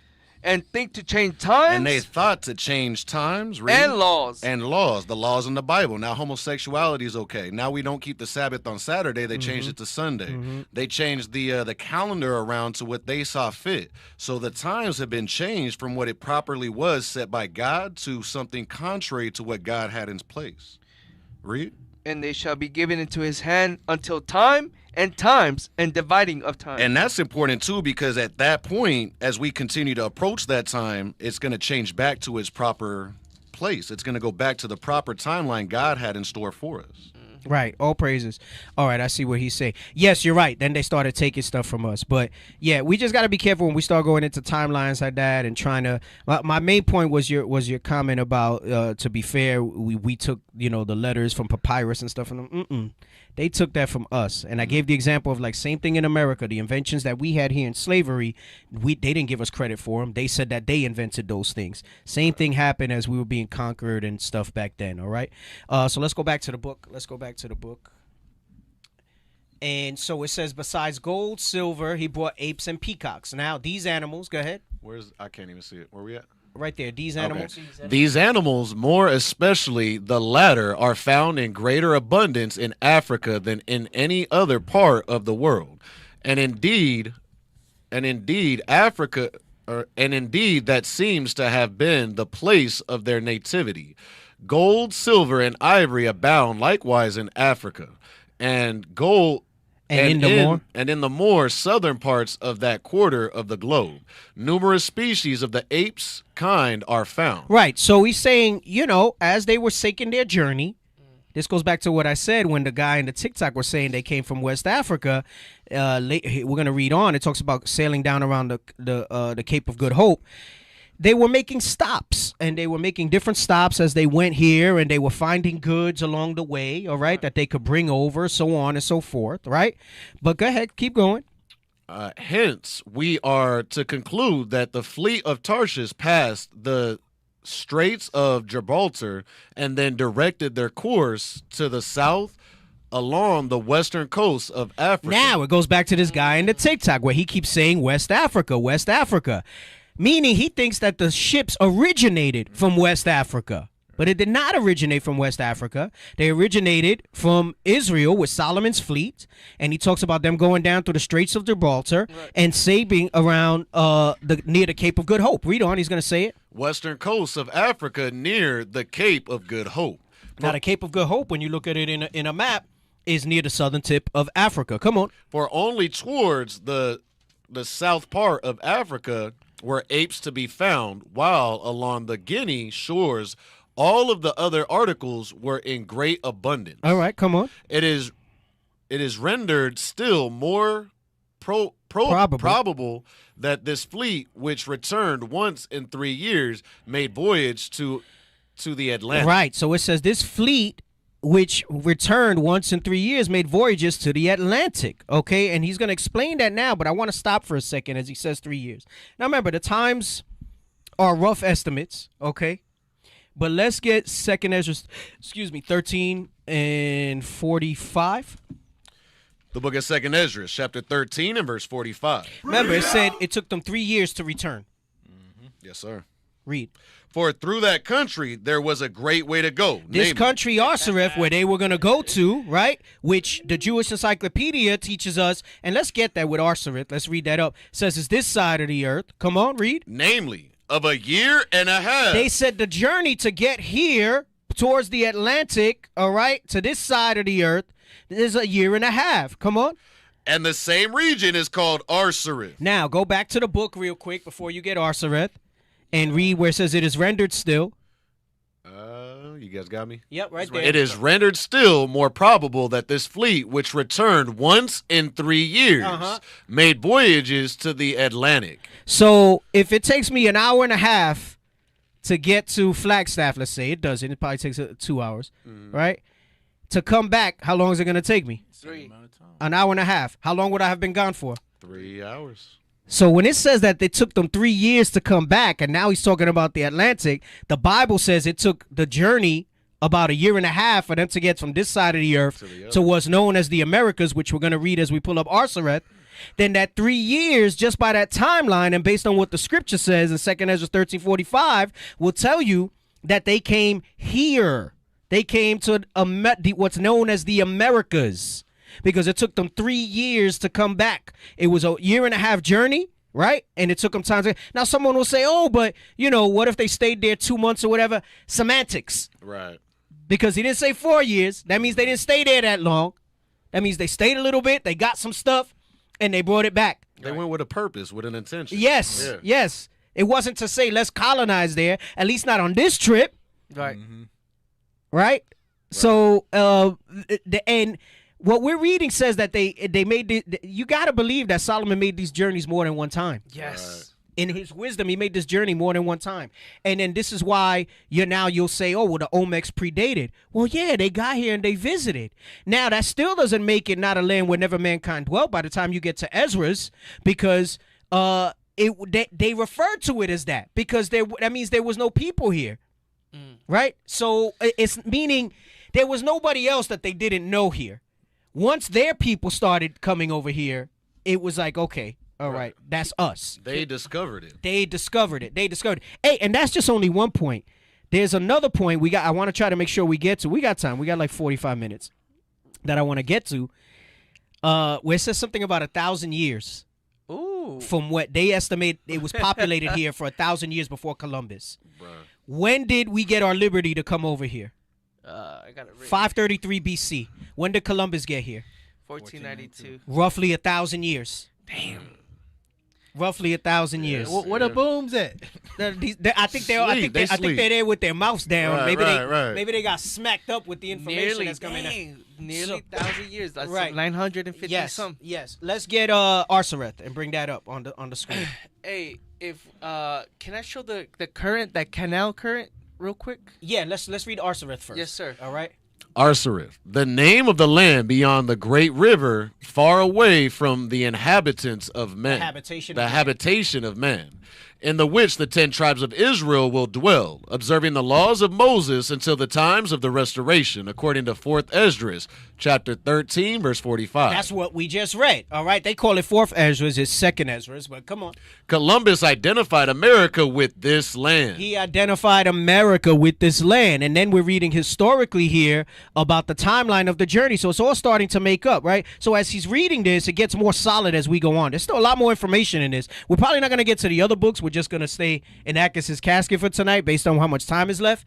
But we'll go back to the other books later. What are we going to bring out about the currents? Oh, to put that, look, so it said they went from Africa, they went south, and then north, and then Canary. Look at that current. The Canary Current. Where does it take you? It takes you straight to Mexico, South America, right there. Right around there where supposedly the Olmecs are. Right around there, all right? You even have other currents, the North Equatorial Current, all right? So you have all these different currents that'll make it easy to get here. What do you think? They stumbled on that current, or Solomon knew about that current in all his wisdom? Damn. We read in 1 Kings 10 how all the nations went to him for wisdom. Right. All the kingdoms went to him for wisdom. So he knew about these currents. He knew that there. But I feel like as the stuff is coming out, their music is getting louder. That's the damn devil. They might even be watching us just to see when we're bringing out good stuff so they can play the damn drums harder. Hey, bastards. Can I address this real quick? Go ahead. Daniel Moon, why are we focusing on the Old Testament? Guess what? Because this is our history.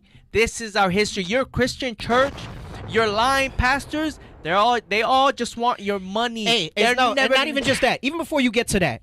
The only reason Christianity can exist today as a religion, obviously, is through the power of the Most High. Right.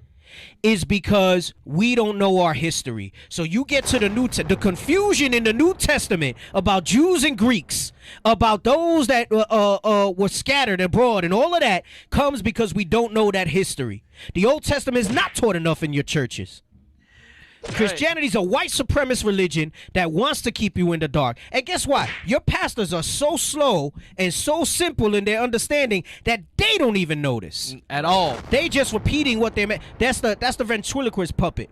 And the white man got his hand up his ass, and he just over here spewing out the BS that's there. Talking about someone give me a heads up when they start preaching about the New Testament and Jesus Christ. You gotta know the history. That's the only way you're ever gonna understand the New Testament. Can I get a script real quick? Blakanda. Go ahead. Get Job 8 and 8 real quick. Real quick. Because he said we gotta know our history. Even in the video we just started with, he said if I were to erase your memory up to what he say like last week, how would you feel? Where would you be at, right? Go ahead and read. The book of Job, chapter 8, verse 8. For I inquire, I pray thee, of the former age. That's what we're doing. We're inquiring of the former age. We know the age of Solomon. Solomon was the wisest man in the world. Why not that's ever lived on the earth outside of Christ? Why not sit there and do the search of our forefathers, read? And prepare thyself to the search of their fathers. That's what we're doing, read. For we are but of yesterday, and know nothing, because our days upon the earth are a shadow. So our days are short. We get a glimpse into all of this wisdom when we search out the things of our forefathers. Right. All praises. Let's go back to the book. Go back to where it says it is rendered. I want to make sure we get through this. You sure you don't want to do the hour plus and a half? No. Hour plus?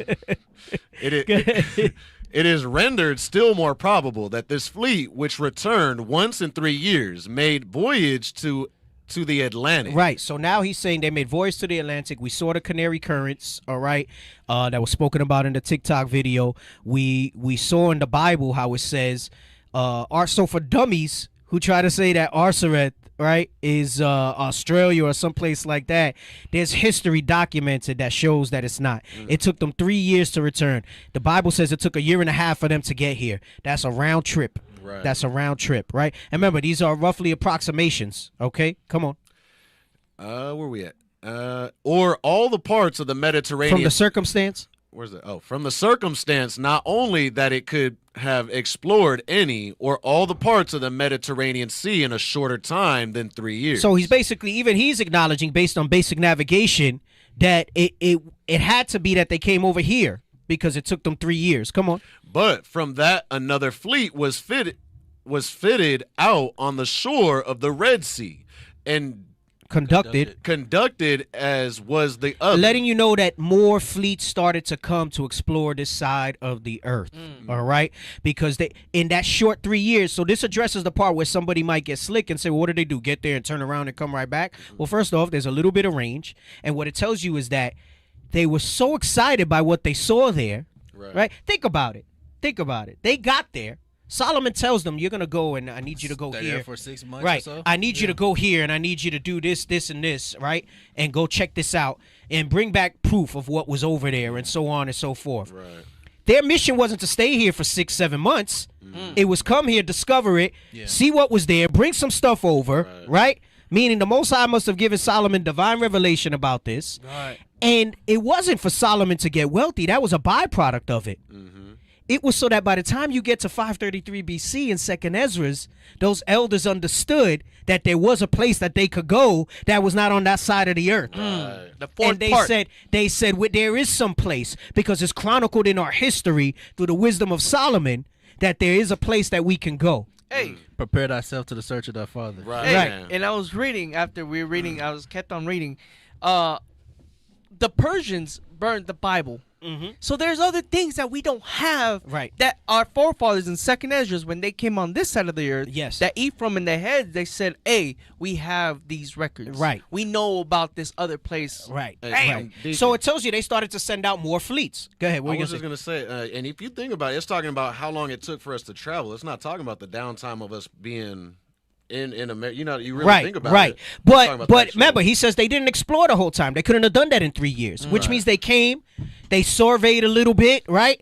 They took some stuff and they came back. And then he said now he started sending fleets that were positioned in other parts already. Because remember, it said he had fleets. All right. So meaning he started to say, okay, so let's shorten the journey. Let's send some fleets that are already near the west coast of Africa. Yes. Right. Because he talks about the Red Sea here. Right. Okay. Yes. Go ahead. Read that part again where he says from the circumstance. At the top, all the way at the top. all the way at the top. Yes. From the circumstance, not only that it could have explored any or all the parts of the Mediterranean Sea in a shorter time than 3 years, but from that another fleet was fitted out on the shore of the Red Sea, conducted as was the other. Meaning they went over here too, just like the first fleet that left straight from the kingdom of Israel. Come on. By Tyrian or Phoenician sailors assisted by the men of Solomon. Now I don't like that. It's that Solomon assisted them, not assisted by the men of Solomon. All right, we read that when we read 1 Kings 10. But go ahead, come on. This fleet sailed to Ophir, which must have been on some island in the Indian Ocean. Right. So we can't say with certainty, but some people say Ophir was India, like Elam, India. All right. There's some speculation that Ophir was meaning something closer to this side of the earth. All right. So when it talks about that precious gold of Ophir, again, we can't say with 100% certainty, but some people say India. Some people say he meant this side of the earth, like on the way here. Right. Go ahead. Come on. Or on some of the coasts of that ocean.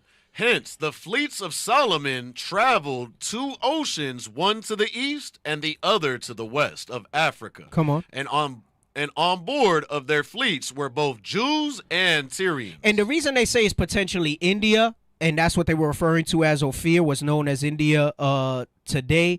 Remember, there's a scattered remnant of Israel over there as well, right? You have the Sidis, I think the Dalites.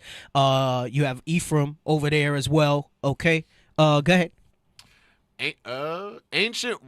Ancient writers speak of a large and delightful island or land which the Phoenicians discovered in the Atlantic Ocean, west of Spain. This land was called the Atlantic Isle. So they called it the Atlantic Isle. Come on. And it is supposed to have sunk, as no succeeding navigators could ever find the place laid down by the discoverers and by those who visited it immediately afterwards. Right, because it's not that. It's that the Most High took the understanding away from the other nations of where it was for a season. It was only retained in Israel. So they couldn't find this place again. So that they wouldn't come sooner. Because remember, they had fleets too. Right. Because it was ordained that we had to get here first so that prophecy can be fulfilled, so that the second Ezra's could happen. And then so Northern Kingdom could go under those final curses under the Spaniards in 1492. And so that the Most High could then reunite Northern and Southern on this side of the earth when the transatlantic slave trade started in 1619. So what he did was he erased the understanding from Hiram, the Tyrrhenians, and all of them, and he only kept it with the Israelites of where this place was. All right? Heavy. Come on. Now, it is natural to suppose that when Solomon's fleet was in the Atlantic Ocean at a greater distance from Tyre, the capital of their sailors' empire, than from the American continent, and perhaps in pursuit of the famed Atlantic Isle. Yeah, it's the typeset is real old. That's why I say it's like a reprint, so it's a little smudged. But go ahead.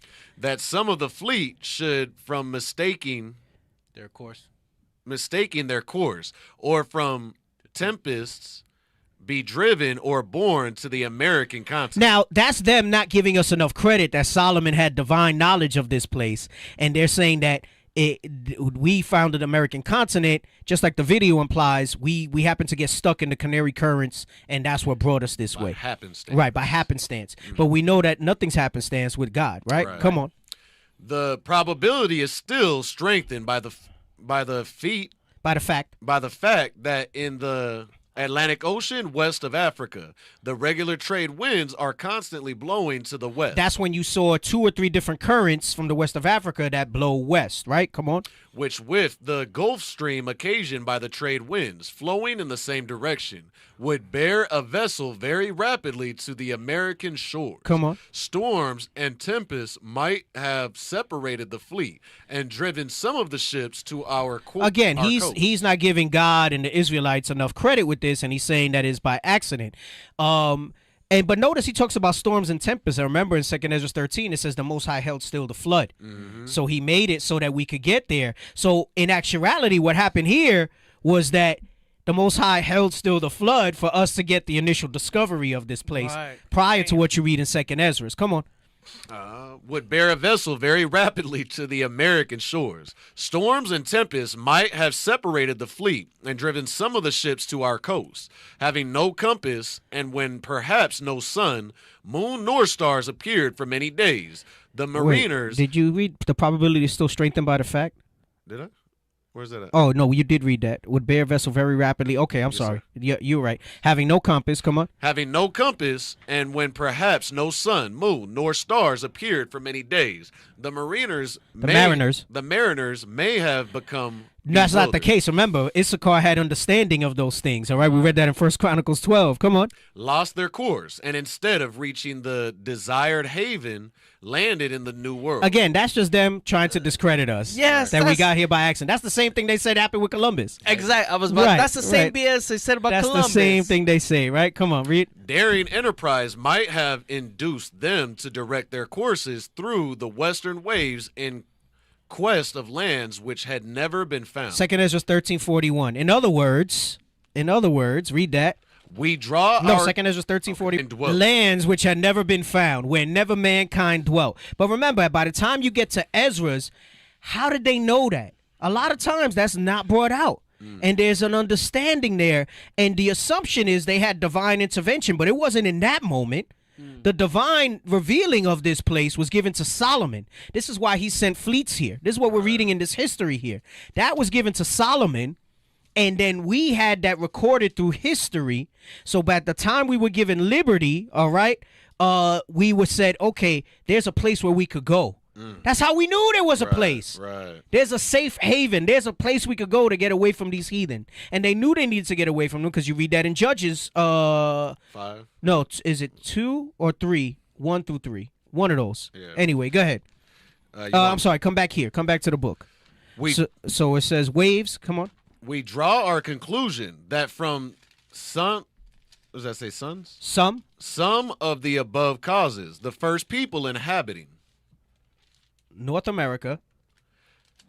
Oh, there we go. Come on. No, come on. North America were driven to our shores, that these people were Phoenicians or Tyrians and Jews. But it wasn't. See how he contradicts himself? He said how some fleets they forgot where this place was. All right. So it says the first people inhabiting North America were Jews. Right.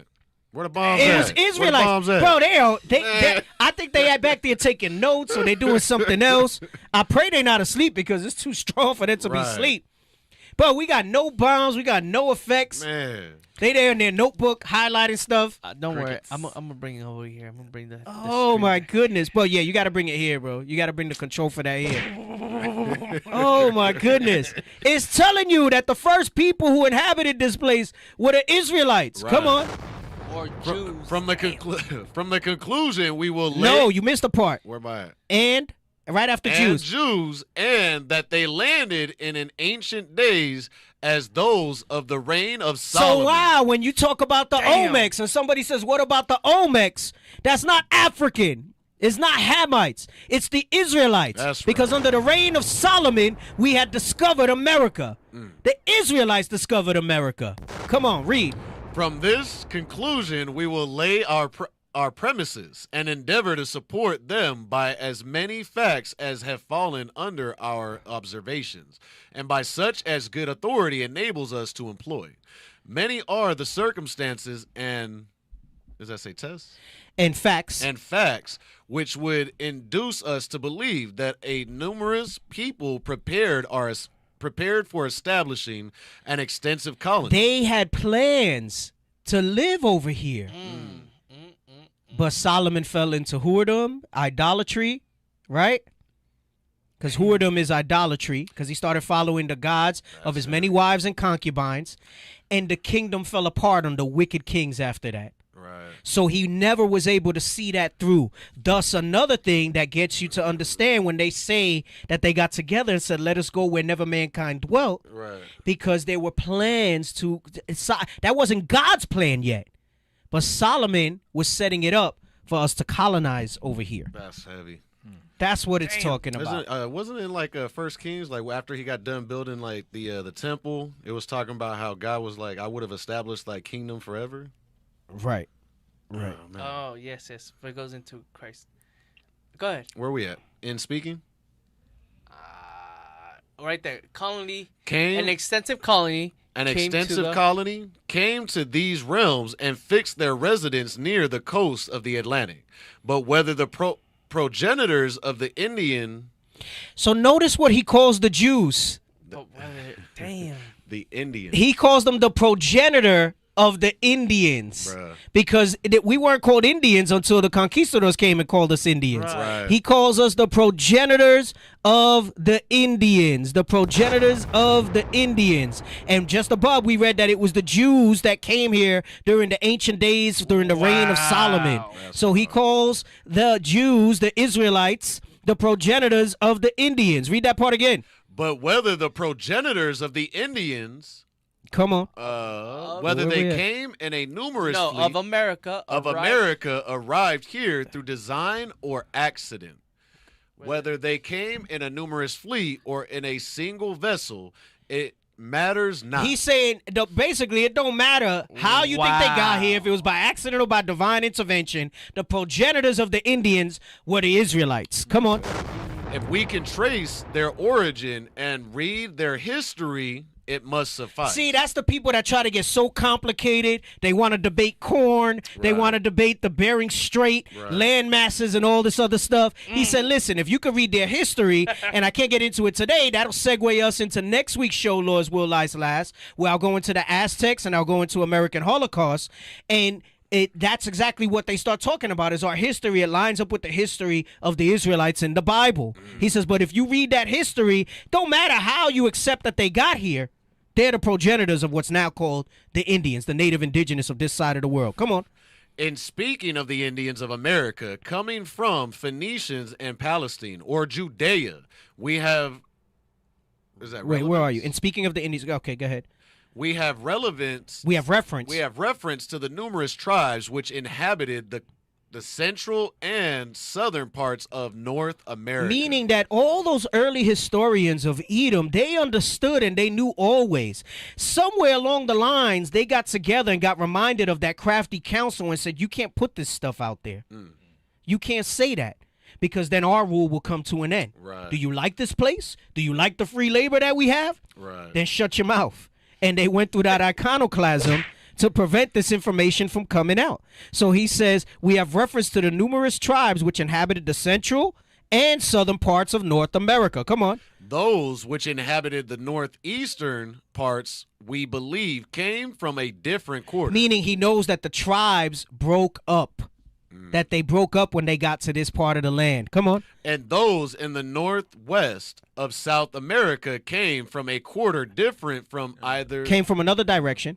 Came from another direction. Another direction. And the inhabitants of South America. And the inhabitants of South America came from a quarter different from either of the others. Of these we shall treat in their respective places. So what he's saying is that we all separated into different parts of this side of the earth. But that's simply what he said. And the South America came from another quarter different from the other tribes. No, I got a book that says we landed in. It says we are from Sidon. It says it starts like just like New Mexico. It's inscripted that we landed in what is now Brazil, and from there we went differently. Right. So, but he's presuming that we came from different quarters because we were separated by tribe. Right. So the way we have the tribes broken up, when you read the 12 tribes chart, it goes into that, right? And it talks about that. Let's pull up that map that I brought last week that I said I wanted the map of South America and Central America together. That's how they branch out with like the Mayans and the Aztecas and all of that, thinking it's all different people. Yes. And it says, of these we will treat in their respective places. We had it from last week, Central and South America. Was that it? No. Yes. Yeah, that's it. Okay. Well, that's Central. But there's not one together, right? I'll send them one right now. I'll send them one right. Okay. So you remember we had them separate. Okay, that's fine because you still see Colombia down at the bottom where Panama connects. So, remember, I was saying to remember the tribes. Can you do the 12 tribes side by side with this? Are you able to do that? Is that too much? Did we brain freeze you guys because of that? He said, huh? I posted the 12 tribe charts in the Telegram today. Just open another. Yay. What time is it? Okay, we're making good full time. Screen. Okay. All right. You can't do full screen. No, That's keep them fine. side by side. Keep them side by side. Yep. All right. Okay. So, I said an easy way. Remember, he said they referred to them. He said that he's saying that in different parts they were different. All right. North America, we're not going to put the map up. We know is Gad and Reuben. Right. All right. Gad and Reuben. Okay. You read that here: tribe of Gad, American Indians. Reuben, the Seminole Indians. All right. Gad and Reuben in North America. Now let's look at the rest of the map. The Caribbean, you have Ephraim. You have Manasseh, and you have also you have Benjamin, right? Jamaica, parts there, right? Now, when you got Honduras, Costa Rica, Panama, that is Zebulon, all right? That is Zebulon, and that is the Mayas. Those are the Mayas, right? You read that in Deuteronomy 33:18, and it says the Aztecs and the Mayas. It says in Zebulon in his tents with Issachar, all right? We'll show some more maps and stuff like that next week. We won't have time today for that, okay? Now, you see that Colombia is showing at the very tip of what's Central America. So it's real easy, right? Because some people go, oh, where you from? Oh, I'm Nicaraguan. I'm Honduran. Oh, damn, and I forgot to go over the thing with Nicaragua today. The new rule over there is kicking out all the Catholics and all Christianity. Yeah. Really? Yeah, I forgot to go over it. Remind me to go over it next week. I posted it. I think I posted the video. I forgot to go. I wanted to start with that. Wow. They burning Caesar Borgia. Yeah, they're burning Caesar Borgia. Now everybody's saying, oh, it's a revolt against this stuff or whatever. The guy in the video says, I think Christ is returning soon because of seeing this. Right. But not because of what he thinks. Not because white Jesus being burned.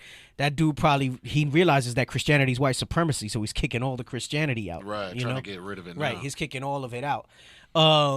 So if you're ever confused, I was talking about this last week, and you want a simple way to understand the tribes, all right? Central America is Zebulon. Any of these in Central, if somebody tells you they're from any of these places, that's Zebulon, all right? Mexico is Issachar, and then go to the South American map. Still leave the 12 tribes up. And South America is basically split between Asher and Naphtali. It's as simple as that. South America, okay, make it with the 12 tribes. All right. So if you go down to Uruguay, and I know we say Colombia to Uruguay, but here's a real simple way to do it. Easiest way, because South America has a lot of countries, right? Naphtali is Argentina and Chile. Highlight those. Argentina and Chile. The rest of it is Asher. So you go Uruguay, Paraguay, Bolivia, Peru. There might be some overlap a little bit here and there because of the way we've moved around. But in general, all right, Peru, Ecuador, Colombia, Venezuela, Guyana. There's Benjamin in Guyana too, though, all right? You got Cayenne, French Guyana. All of that is Asher, all right? Easy way to understand it, okay? Let's go back. So this is the way he's saying when he says he found that the people were slightly different, like they were separated, and it's because of the way we wound up dividing up this side of the earth, all right? Come on, let's go back to the book. We're at the subsequent. The subsequent parts, yes. The subsequent parts of the work are occupied with descriptions of the Indians of North America, their mental improvement, knowledge of arts, and science. They knew arts. They had mental improvement. They had sciences. All right. Meaning we were not savages. Right. We were an advanced civilization. Come on. And with notices of the remains of antiquity, the work of a more enlightened and industrious people than the present race of Indians. He's saying there was nobody at that time more enlightened and more industrious than what they call the Indians. Right. Very different narrative from what they teach us in school today about the natives when they got here, that we were naked, we were savages, right?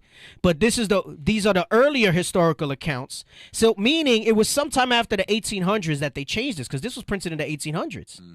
So it was sometime shortly after the 1800s that they started to change that. All right, come on. Some of these remains are... Oh, well, he says, which have been found in America. Then the present race of the Indians, which have been found in America, which he's already established, are the Israelites. Come on. Some of these remains are... Minutely described and explanations of characters focused on... Found on Dighton Rock, Massachusetts. Meaning... damn, we're not gonna have time. Maybe we'll see if we finish this because we're almost done with this part here. But I wanted to go into some scripture too, meaning that there was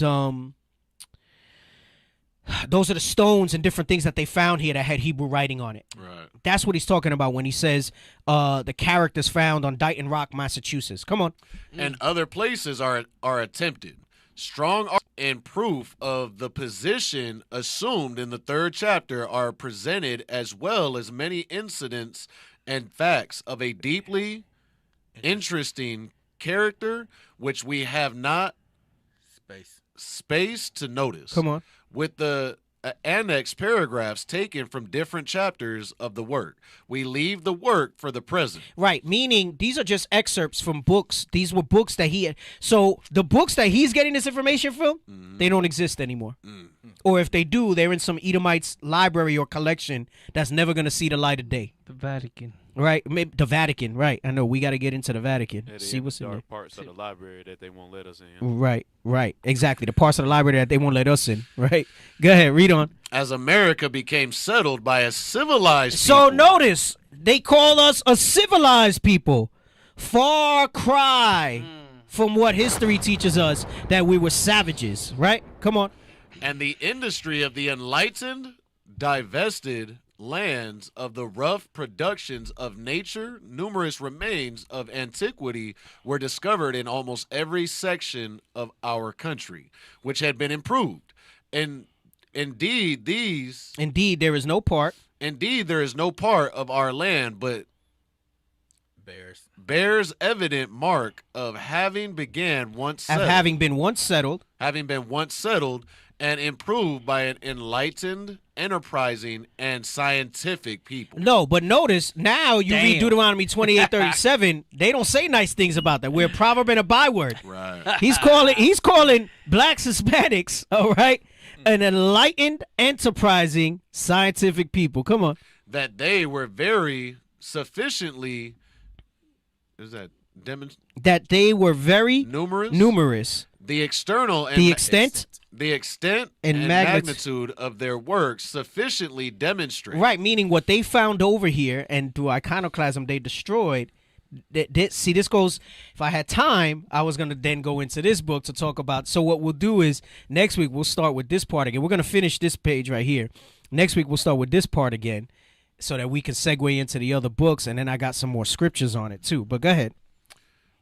These remains of antiquity consist in walls, tombs, mounds of an enormous size, posts, chimneys, stones, axes, hatches, arrows, and numerous engravings on rocks. Right, because, they're always talking about Egyptian hieroglyphs and all these ancient places that they find. But then you come here and they show you a child's drawing and say that was our drawing. And this is what I mean by that. They'll show the cave writing or the drawing of the buffalo and this and that, and it looks rudimentary, right? It don't look like as nice as the hieroglyphs. That's why I say that's a child's writing. Or mine, because I can't draw for the life of me. Right? So that's a child's drawing.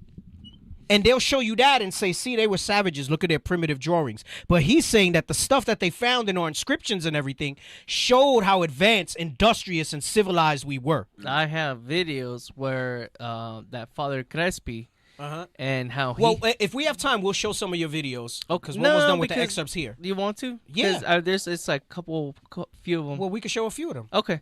And they have... Hey, and that in Puerto Rico, the doctor with the stones. Bro. Yes. And the Hebrew inscriptions on the stones. I think he wants to do a follow-up with us. He says he wants to learn more about us now. We've stayed in touch with him over the years, following up with him on the progress of the stones. Something at men's conference. And Officer Eliab was telling me that at men's conference. Yep. Go ahead. According? No, where the... Engravings on rocks, earthenware has been discovered in some places, and likewise some very ancient coins. Meaning we had commerce. They tell you that we had beads, that we sold Manhattan for beads because we thought beads was something special. Right. We had coins. And I don't mean a little piece of wood with an engraving. What are coins? Precious metals. Right. Gold and silver. Right. Come on. Knives, axes, and hatchets of curious workmanship in iron and steel. Remember how we read Zebulon? They were with weapons and stuff. They understood how to deal with that. Come on.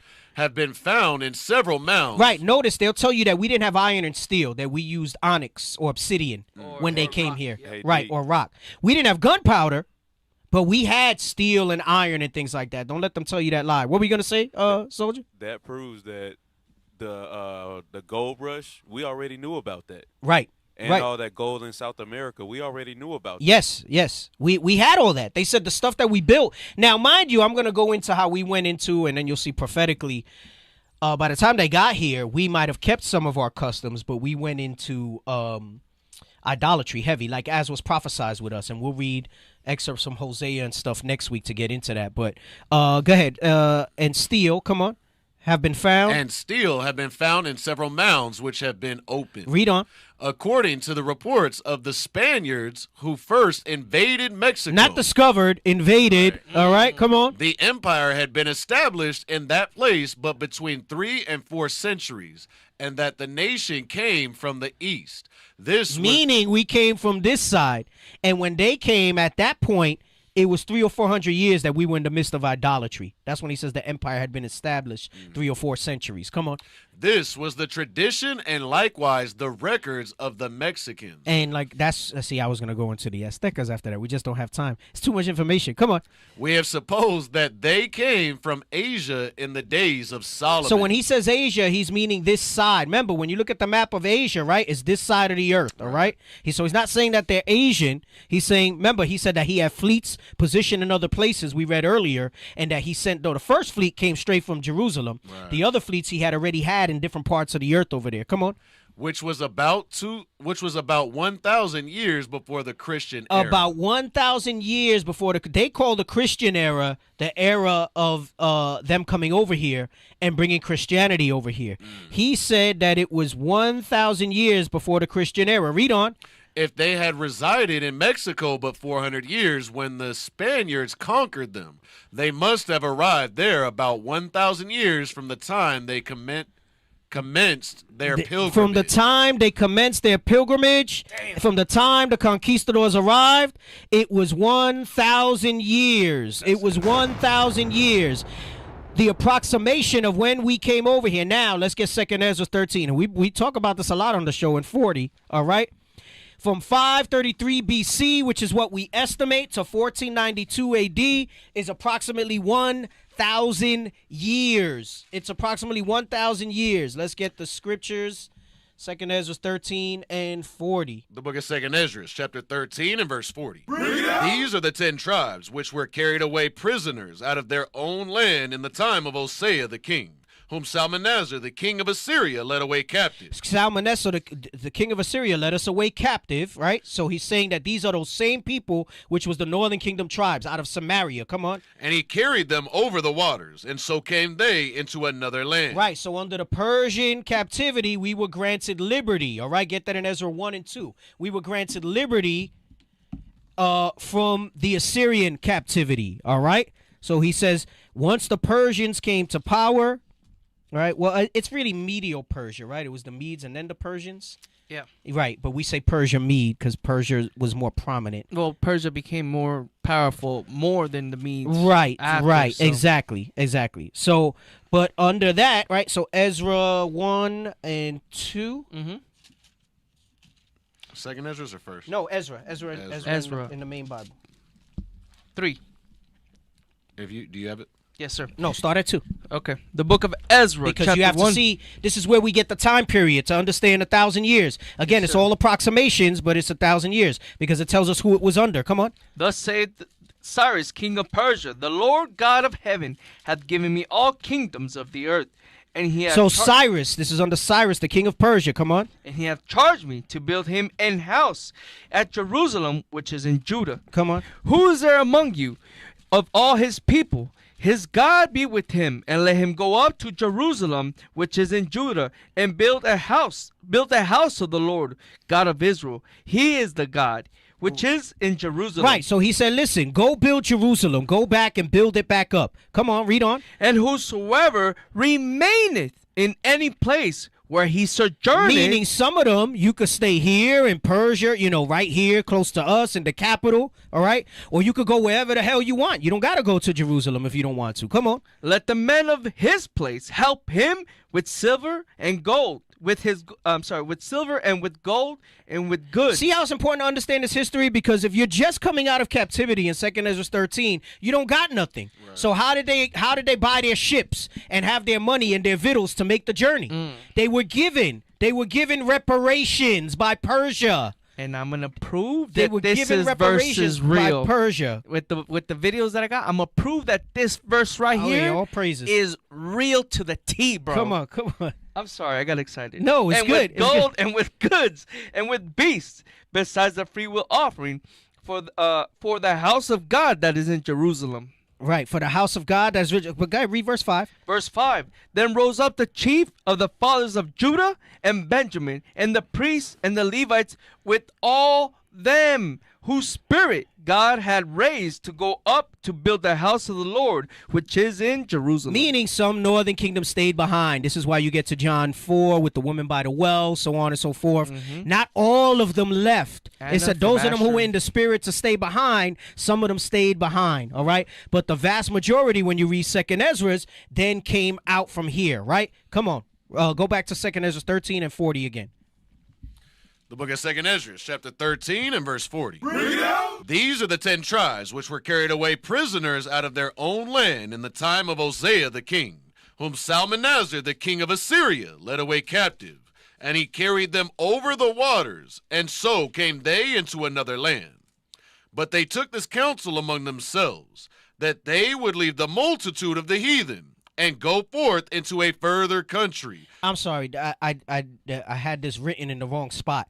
Just so you understand how they were displaced, real quick, how the Assyrians rolled. 2 Kings 17 and 24. Because we often talk about it, but I don't bring the precept out, all right? Yep. The book of 2 Kings, chapter 17 and verse 24.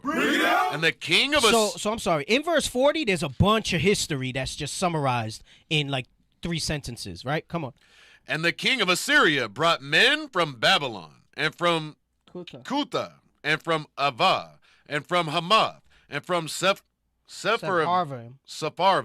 and placed them in the cities of Samaria, instead of the children of Israel. So that was the Assyrians' custom. They would remove the people from there and place them in there, like these people that they also had rule over. They had Babylonians, they had Kutha, they had Ava, they had Sepharvaim. All right? Come on. And they possessed Samaria and dwelt in the cities thereof. Right. So the Israelites, they brought them back to Nineveh. Okay, so most of them were brought there instead of leaving them in Samaria in their captivity. This is why they had to then come and go back. All right, go back to 2nd Ezra. The book of 2nd Ezra, chapter 13 and verse 41. But they took this counsel among themselves, that they would leave the multitude of the heathen. So this was around 533 BC, more or less. Now we know BC counts down, right? So 533 to 0 is roughly 500 years, right? 477, all right? And then from there, right, all the way up to 1492, that puts you in the realm of roughly 1,000 years. Roughly 1,000 years. Again, it's all approximation. Remember, these guys are estimating this stuff. They're estimating this stuff. And they're saying that these people had to have been there that long, if that by the time they built up these cities, it was 300-400 years.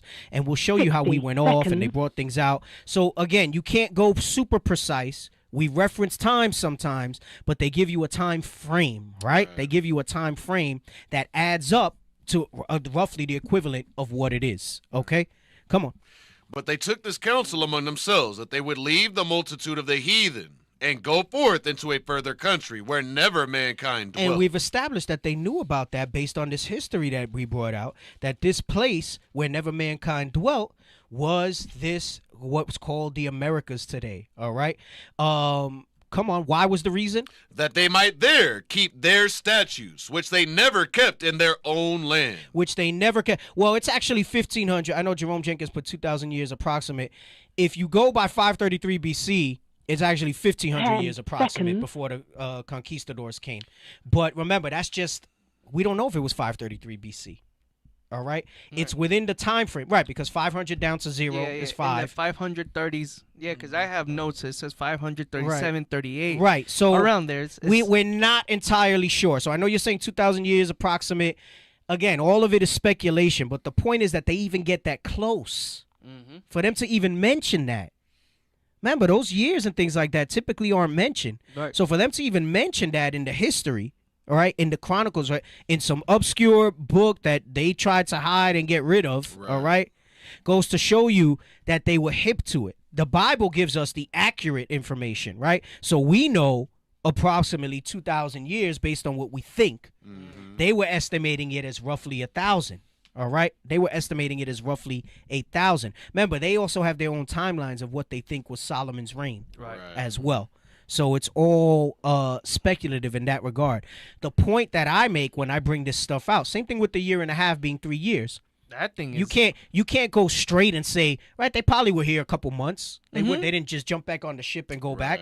So they instead of, so what, it was 3 years and 2 months, right? Or whatever it might be, however many months. Right. So it's a range, but the range is within range more or less of what we think is the time of these empires, of this rulership, and when we may have been granted that liberty, right?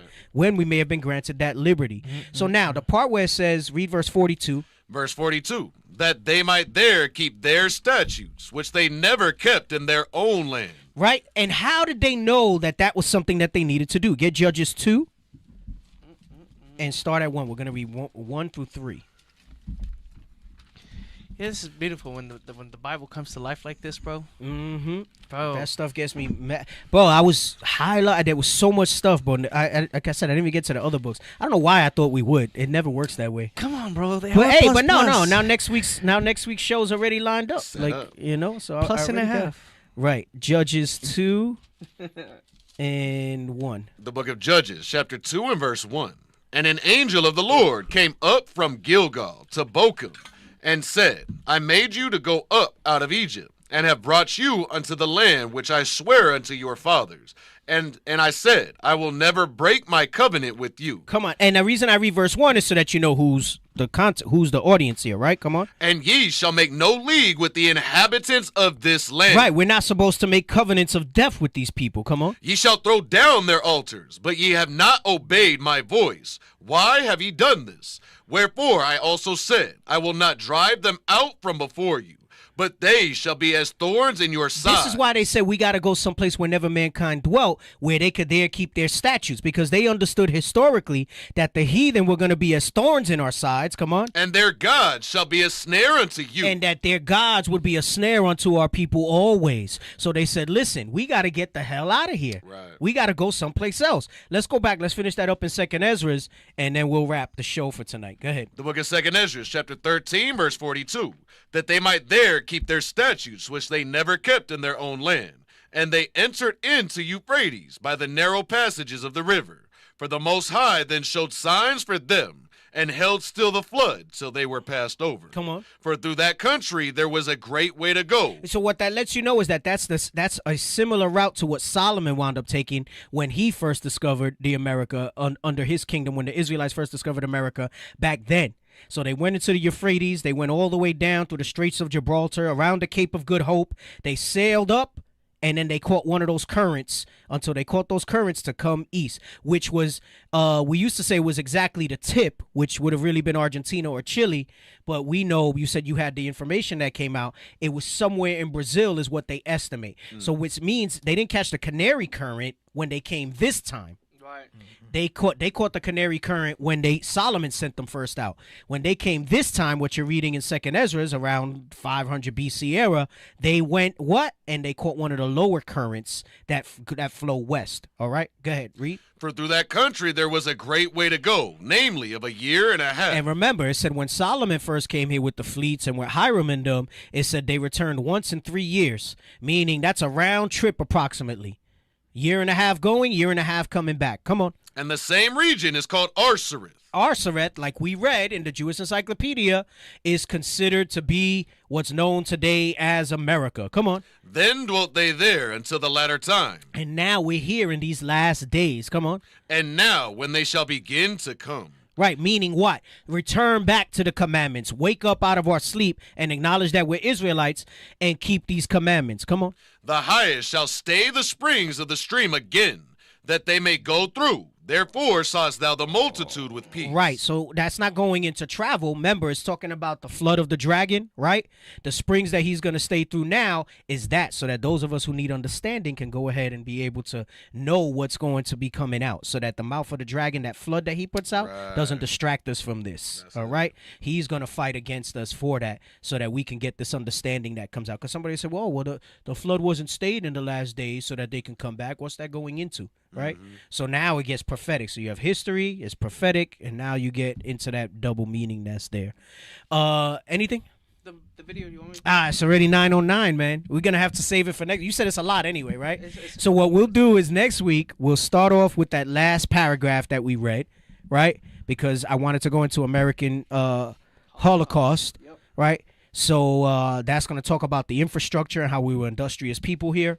And then we'll go into the Aztecs because he talks about the Mexicans in the subsequent verse, and then we could show some of the videos and go into that stuff. So, man, oh man. All right. Hey, all praise to the Most High that this information is being brought out, man, because you got foolish people talk about Jesus in the New Testament. What he really wants is Caesar bow. But right, man, what he wants is Caesar bow. Listen, you cannot talk about Christ and not talk about history. When you read Matthew 1 all the way down to 21, right? It starts with his genealogy. Right. When Christ came on the scene, the first book in the New Testament is about his history. Right. So you cannot have a discussion about Christ with me, you simple Christians. Bring it out. Until you can talk about the history of his people, if you don't want to say it's us, which is our people. And that's why when you get to Matthew 1:21, that's why when you get to Matthew 1:21, it talks about that. Cut him up. Tuck your deacon. The book of St. Matthew. Start at 1 and 1, and then jump to 21. The book of St. Matthew, chapter 1 and verse 1. The first book in the New Testament starts with this. The book of the generation of Jesus Christ. The generation of Jesus Christ. It's going into his lineage. Come on. The son of David, the son of Abraham. And then it goes into history. Read verse 2. Abraham begat Isaac, and Isaac begat Jacob. Why? Because you cannot talk about Christ in the New Testament until you can talk about the history of the Israelites. Jump to verse 21. Verse 21. And she shall bring forth a son, and thou shalt call his name Jesus, for he shall save his people. The people of his generation, which he begot Isaac, and Isaac begot Jacob, and Jacob begot Judas and his brethren. Come on. From their sins. He will save the Israelites, his people, from their sins. So you cannot talk about Christ to me. You cannot talk about. Why are you in the Old Testament? Why are you talking about history? Don't talk to me about Christ until you can talk about his generations. That's dummy. right. Get out of here with that stuff. There's your wake up call. You got me amped when you said that. All praise to the Most High. All praise to the Most High. All praise to the Most High. All right. That's the show for this week. We'll be on next Wednesday, Lord's will, 7 p.m. Arizona time. That's 10 p.m. Eastern. All right. Was that 9 p.m. Central? Yeah, 9 p.m. Central, 10 p.m. Eastern. All right.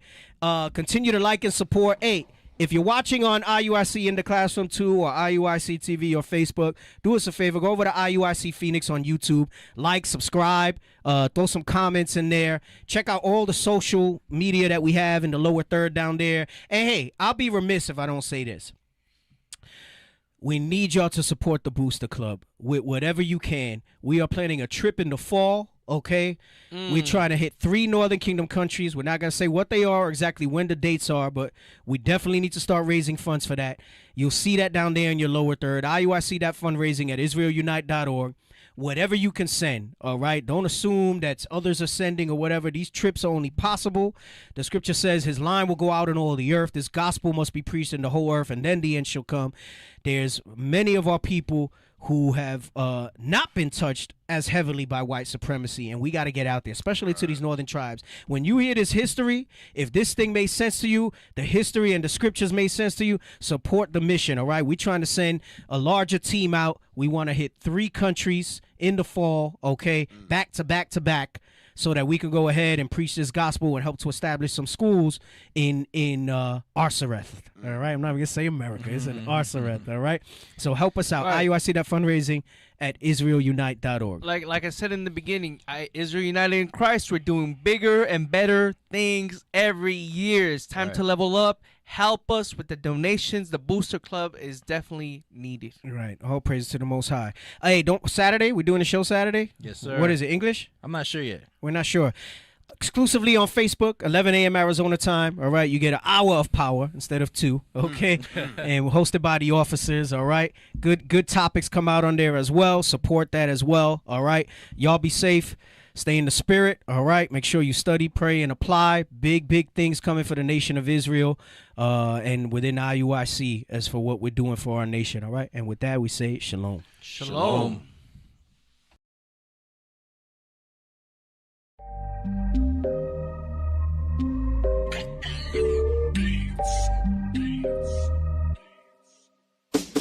This for the Southern Kingdom, Kwam Yasharallah. Hey, one nation, one nation. This for the Northern Kingdom, Viva la Raza.